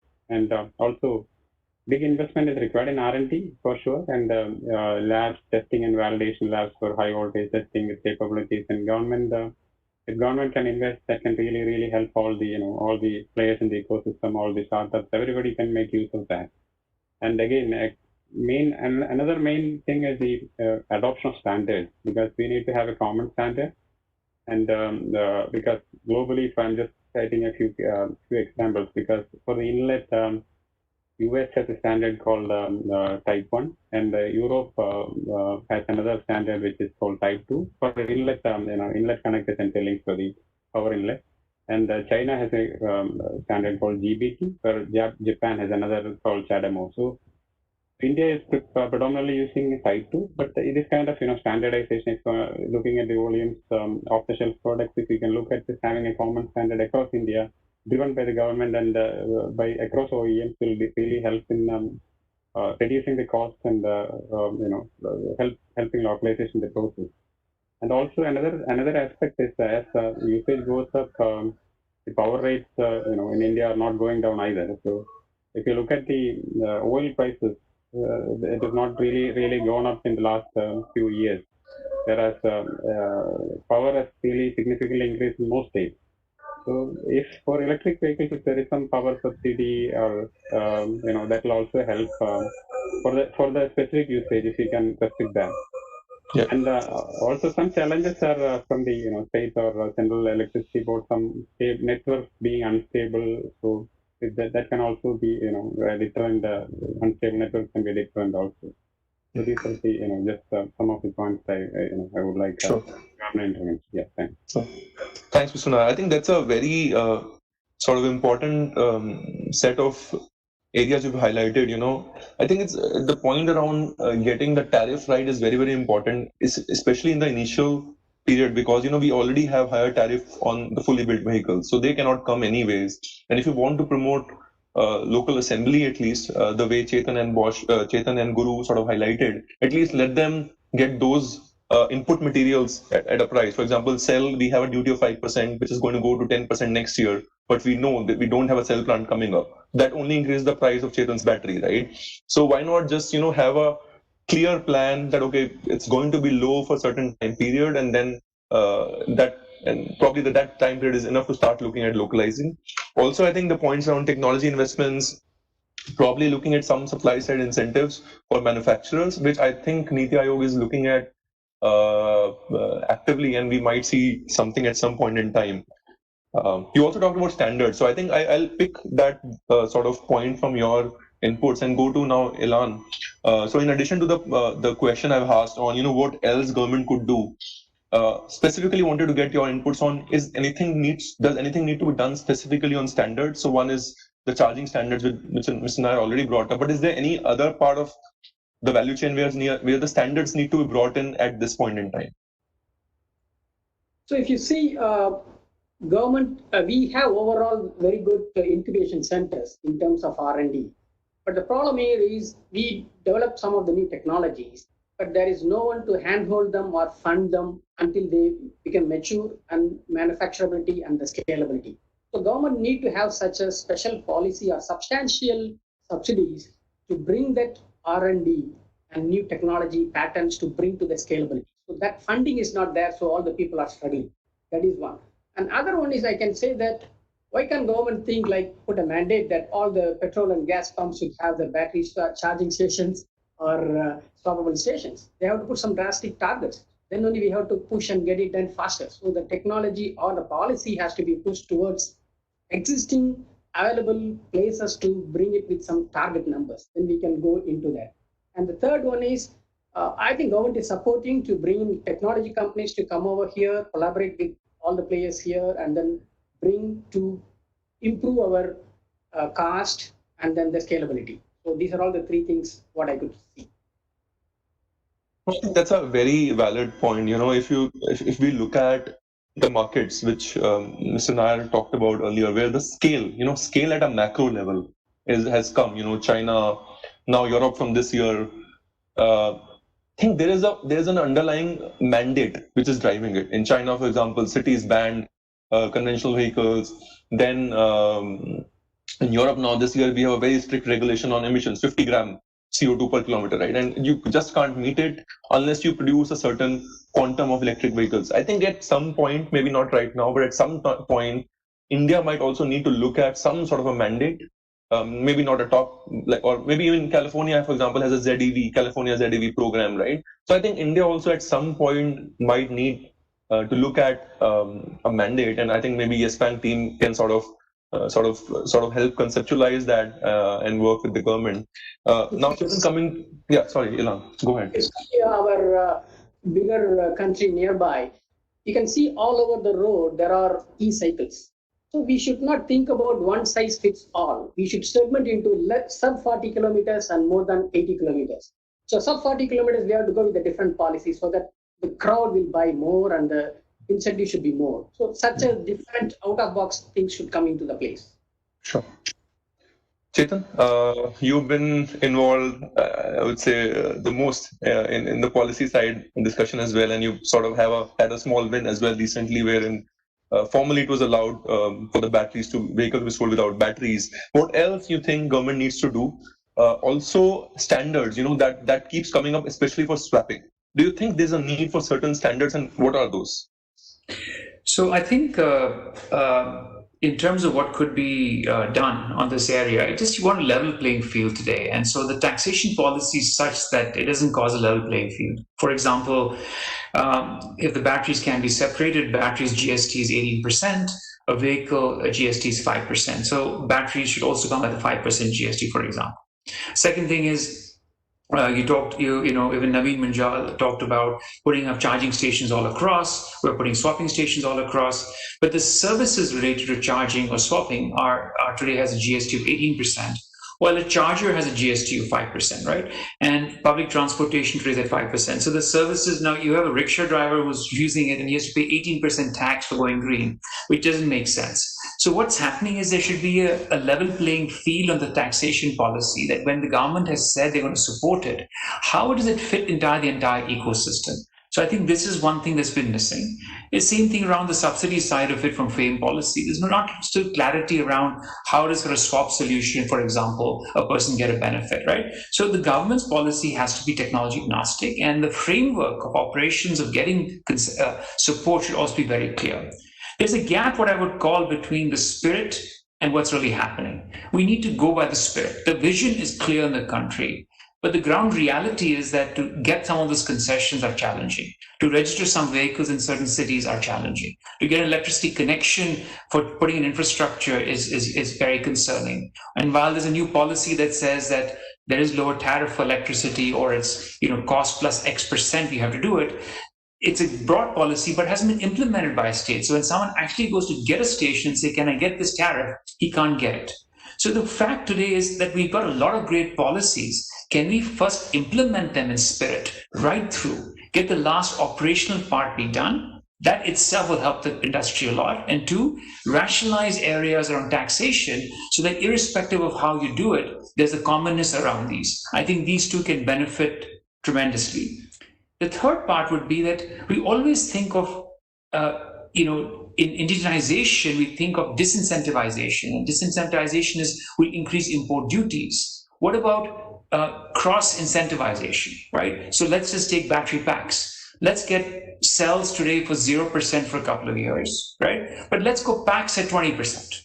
And people who make packs in India get concessions on this area. So people start to move towards that front on this area. We could do that to many other forms where there is a way that it is phased out and people start to have an incentive to produce in India versus a disincentive on this front, right? And that I think is something that hasn't been done in the past. And I do believe that this could be very beneficial in this industry. To your point around standardization, it's a very thin line of what you standardize, right? I think when technology is changing so much and innovation is so high, standardization is limiting innovation. So the batteries that have a certain performance today, a year from today or 3 years from today, will be 30, 40% better. What if you standardize it today and say it has to be this size in this area? That would just completely curtail it. So it's not good to standardize that. But what could be good to standardize is the first is safety, right? It's very important that safety systems are very clear and that is standardized, right? And ARA already has a mechanism, but maybe over time that would be added more. The second part is when you think of these areas, a customer doesn't have an idea of what is A versus B, right? So you've seen an industry, for example, an air conditioner, you have 1-star, 3-star, 5-star rating. You know what you're getting, right? Maybe there could be the star rating equivalent to say that if I'm getting a battery as a service from company A, B, or C, I know what I'm getting because there's some way of rating what's important. Now, this means it's a consumer-driven thought process. It's not a regulatory-driven process, but it's consumer-driven to allow consumers to understand what could happen on this, right? And I think the last part is probably the voltage side. I'm talking now of 2 and 3 wheelers, right?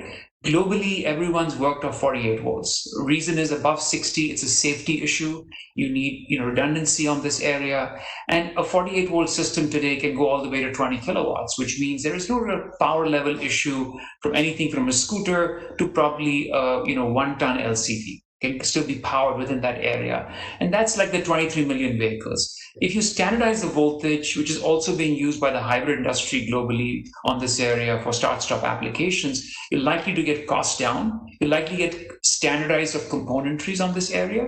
And any OEM that's doing it, their powertrain is always that, which means that they can use battery A, B, or C. Maybe the size and form factor is slightly different and the tech is slightly different, but the ingredients are identical that allow them to integrate the technology quicker. So it gives consumers an option on this area.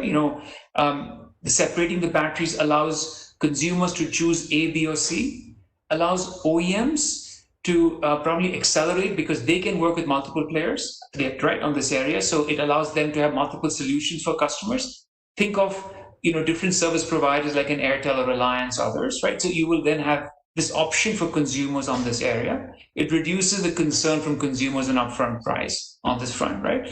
And it allows also to share the cost. So therefore, what you're talking is you earlier only had the consumer and the OEM. Today, you're going to have infrastructure players. So now you've divided the investment between customers, OEMs, and infrastructure players, which allows the scale of the business to become much higher.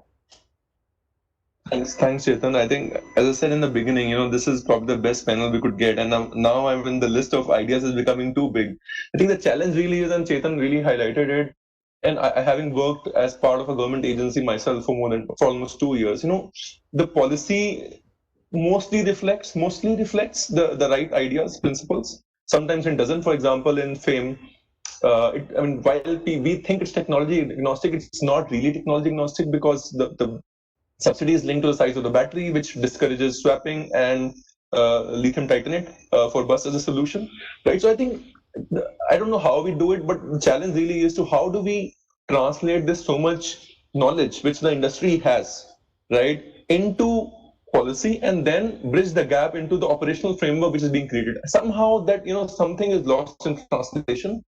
And that sort of starts hurting, even though, as you said, mostly the policy is right, but the implementation becomes challenging. Now, I think the one point which you mentioned and which I wanted to sort of touch myself, you have a lot of focus on partnerships. India in general has a lot of focus on partnerships. Let's do things with partnerships. I mean, this is my view. When I look at two companies which I consider successful in e-mobility globally, the first one is Gogoro, and the second one is Tesla. My measure of success is not market cap, it's the number of vehicles they sell. Like Gogoro has more than 15-20% market share. Tesla has it's the best vehicle in its segment across countries. What is common to these two companies is vertical integration. Like Gogoro has a bottom-up design of its vehicle, own pack, own controller, bunch of stuff. Other than sell, they invest in their swapping station, they sell their own vehicles. Tesla even goes beyond. Now hopefully they're going to launch their own cell plant as well in Germany, right? Very different approach from what we are propagating in India. Is the only reason for propagating this approach in India that we don't want the lack of capital, or people don't want to invest all the capital themselves, or we think this is a better solution than vertical integration? And Chetan, I'll start with you and then go to Elon and Suman.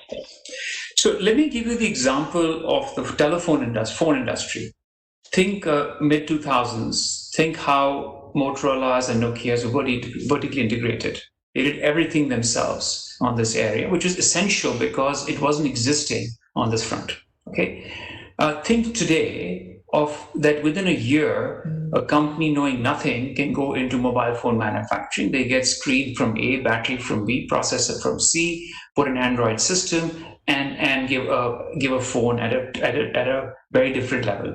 So why was this possible? Was because of the maturity in the industry, one, and two, what was important to the customer you could still control. So the touch point of how the interface was, you still controlled on this area, right? And so I think going forward, it's going to be a lot around the brand and the control of this. And I think in areas like 2 and 3 wheelers, the distributed manufacturing model is more likely to be successful. It also distributes at areas, but at early stages, you couldn't do it. And I'm going back when we had to do a lot of stuff 20 years ago because nothing was available.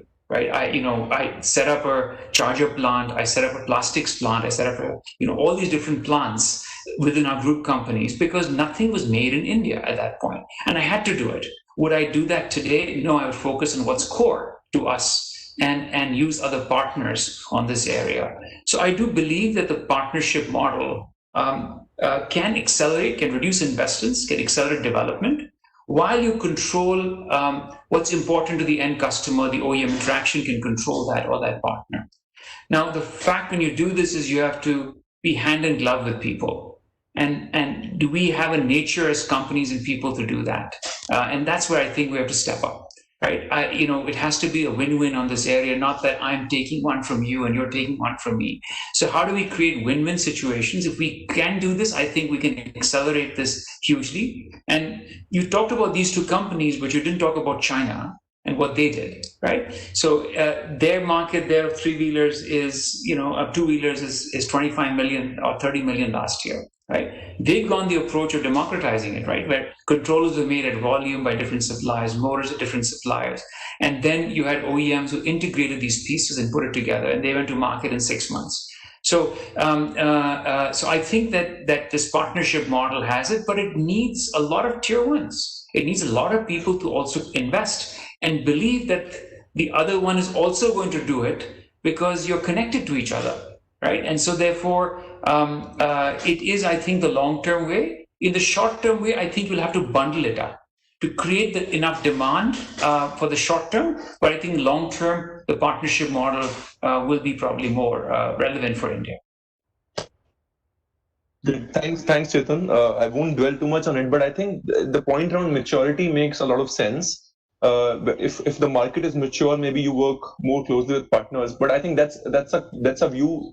I think you think the market is mature. Some people may think, I sometimes think maybe the market is not mature, and partnership slows things down.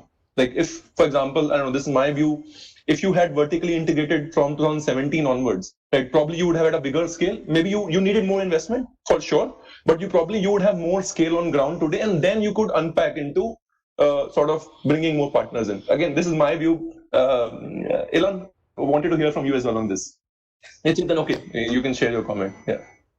It's again depends on the local demand. For example, we split into insourcing and outsourcing. This insourcing or the vertical integration is 20 years ago methodology.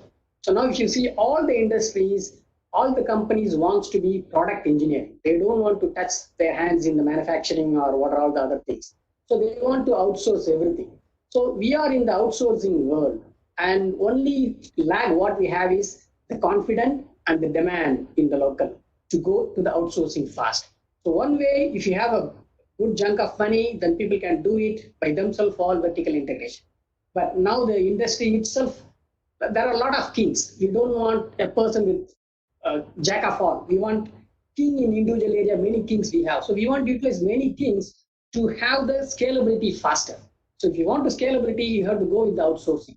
If you want to go slow and steady, you need to go with vertical integration. So I would say that Maini point is very correct. I agree with that. So we have to go with the partnership, but we have to create a demand and then connect to get to the speed. Mr. Nair, what do you think about this topic? Yeah, it's again $1 million question, because to have integrate vertically or otherwise, every country had this, every company had this challenge, and I agree with both the panelists, and it has to be selective also, because unlike in the past where capital was available, and if you think of General Motors, they had everything. They used to have completely integrated. Nothing was outside at a given point of time, and we were also part of General Motors point. And when you look at Tesla, they have obviously battery, which is a key component, and they are driving, they are designing, they are manufacturing batteries, but other components they are outsourcing. So it is not everything they are making in-house, and they are not integrating everything, but they are looking at what are the differentiators in terms of their product offerings, which obviously the battery is the key. Battery, the software is the key, and which they are they are holding that in-house. So, and like Mr. Maini said, it has to be selective. Partnership has to be the order of the day, especially in India, because otherwise investment will be huge for any given company. So it has to be, even for the downstream or upstream players, the investment will be higher, and everybody has to be aligned, and everybody has to invest. So it has to be selective. So what I would say is that it has to be a strategic thing. It has to be a strategic integration. So that is in summary. Yeah. Great. So I think I'll take close to 75 years of experiences view, which is sort of consensus, which is driven by consensus that partnerships is the way to go in India. And I think if anyone wants to know how to stitch partnerships, they should reach out to Chetan. He's probably the man with most partnerships in the country right now. 10 OEMs. Like when you look at IC, probably there are not even 10 OEMs in the country. So, and he's done 10 OEM partnership in the EV value chain. I think that is also very important for this ecosystem, right? Conventionally, tier 1 suppliers are used to work with big companies. Now we are seeing a lot of small companies. How do they organize themselves to start working with small companies, internally, right? Because they have high cost structures, there's more value to their time, but these companies are small, nimble, they want things to move fast at a lower price, right? So how do companies like yours organize themselves would also be key. We are at time. Just want to take few questions from the audience and then maybe close the session. I'm just trying to see. There's a lot of questions which are there. Let me see. Yeah. So somebody's asking, do you still think hybrids have a role to play in Indian e-mobility evolution? Sure. I think that hybrids came in the late 90s, 97, when Prius and stuff came out, and you've now come to a point where the EV technology has come way forward.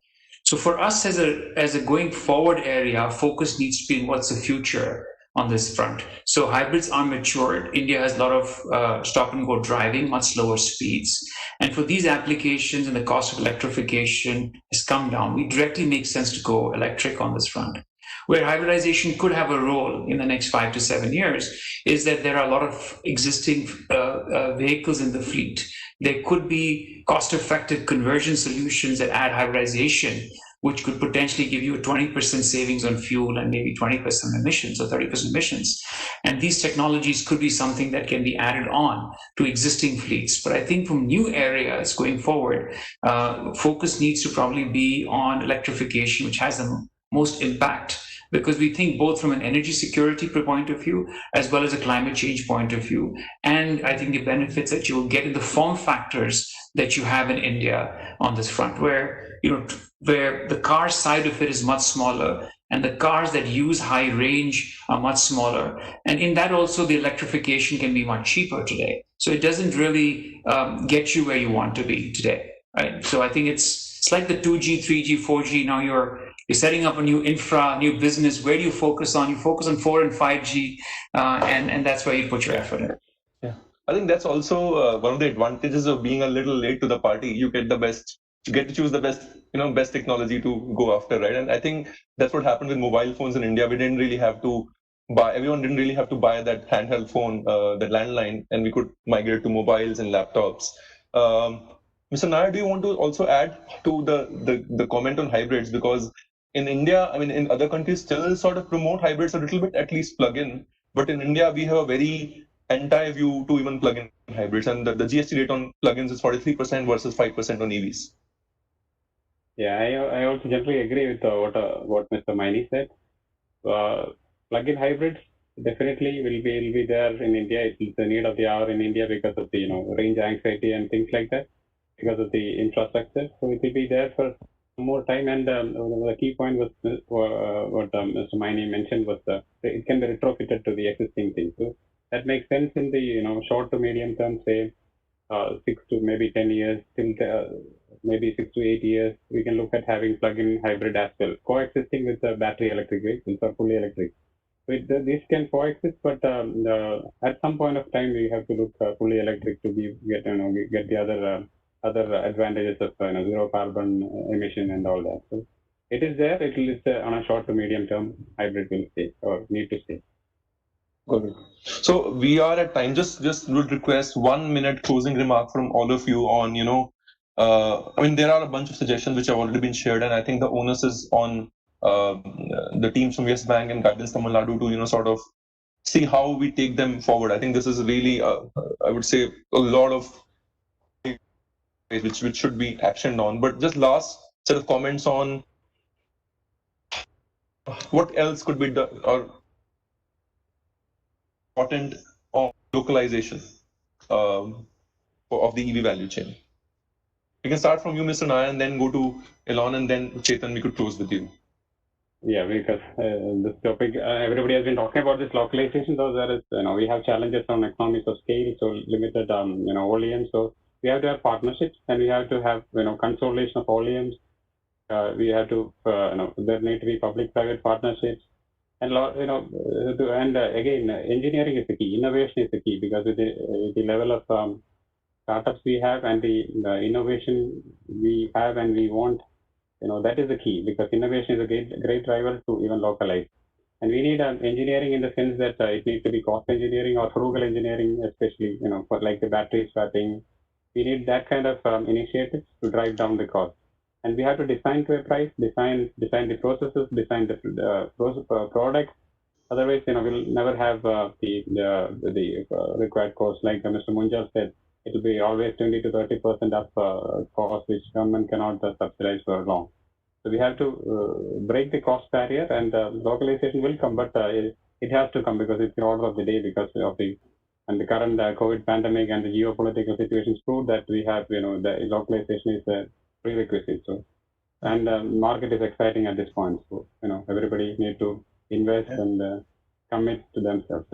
Thank you. That's all. Thank you. Yeah. Elon? So government policies has to be further fine-tuned to increase the demand. And then we have to encourage the technological partners. So automatically the people will start to localize to take the fruits from the higher demand and higher localization. Thank you.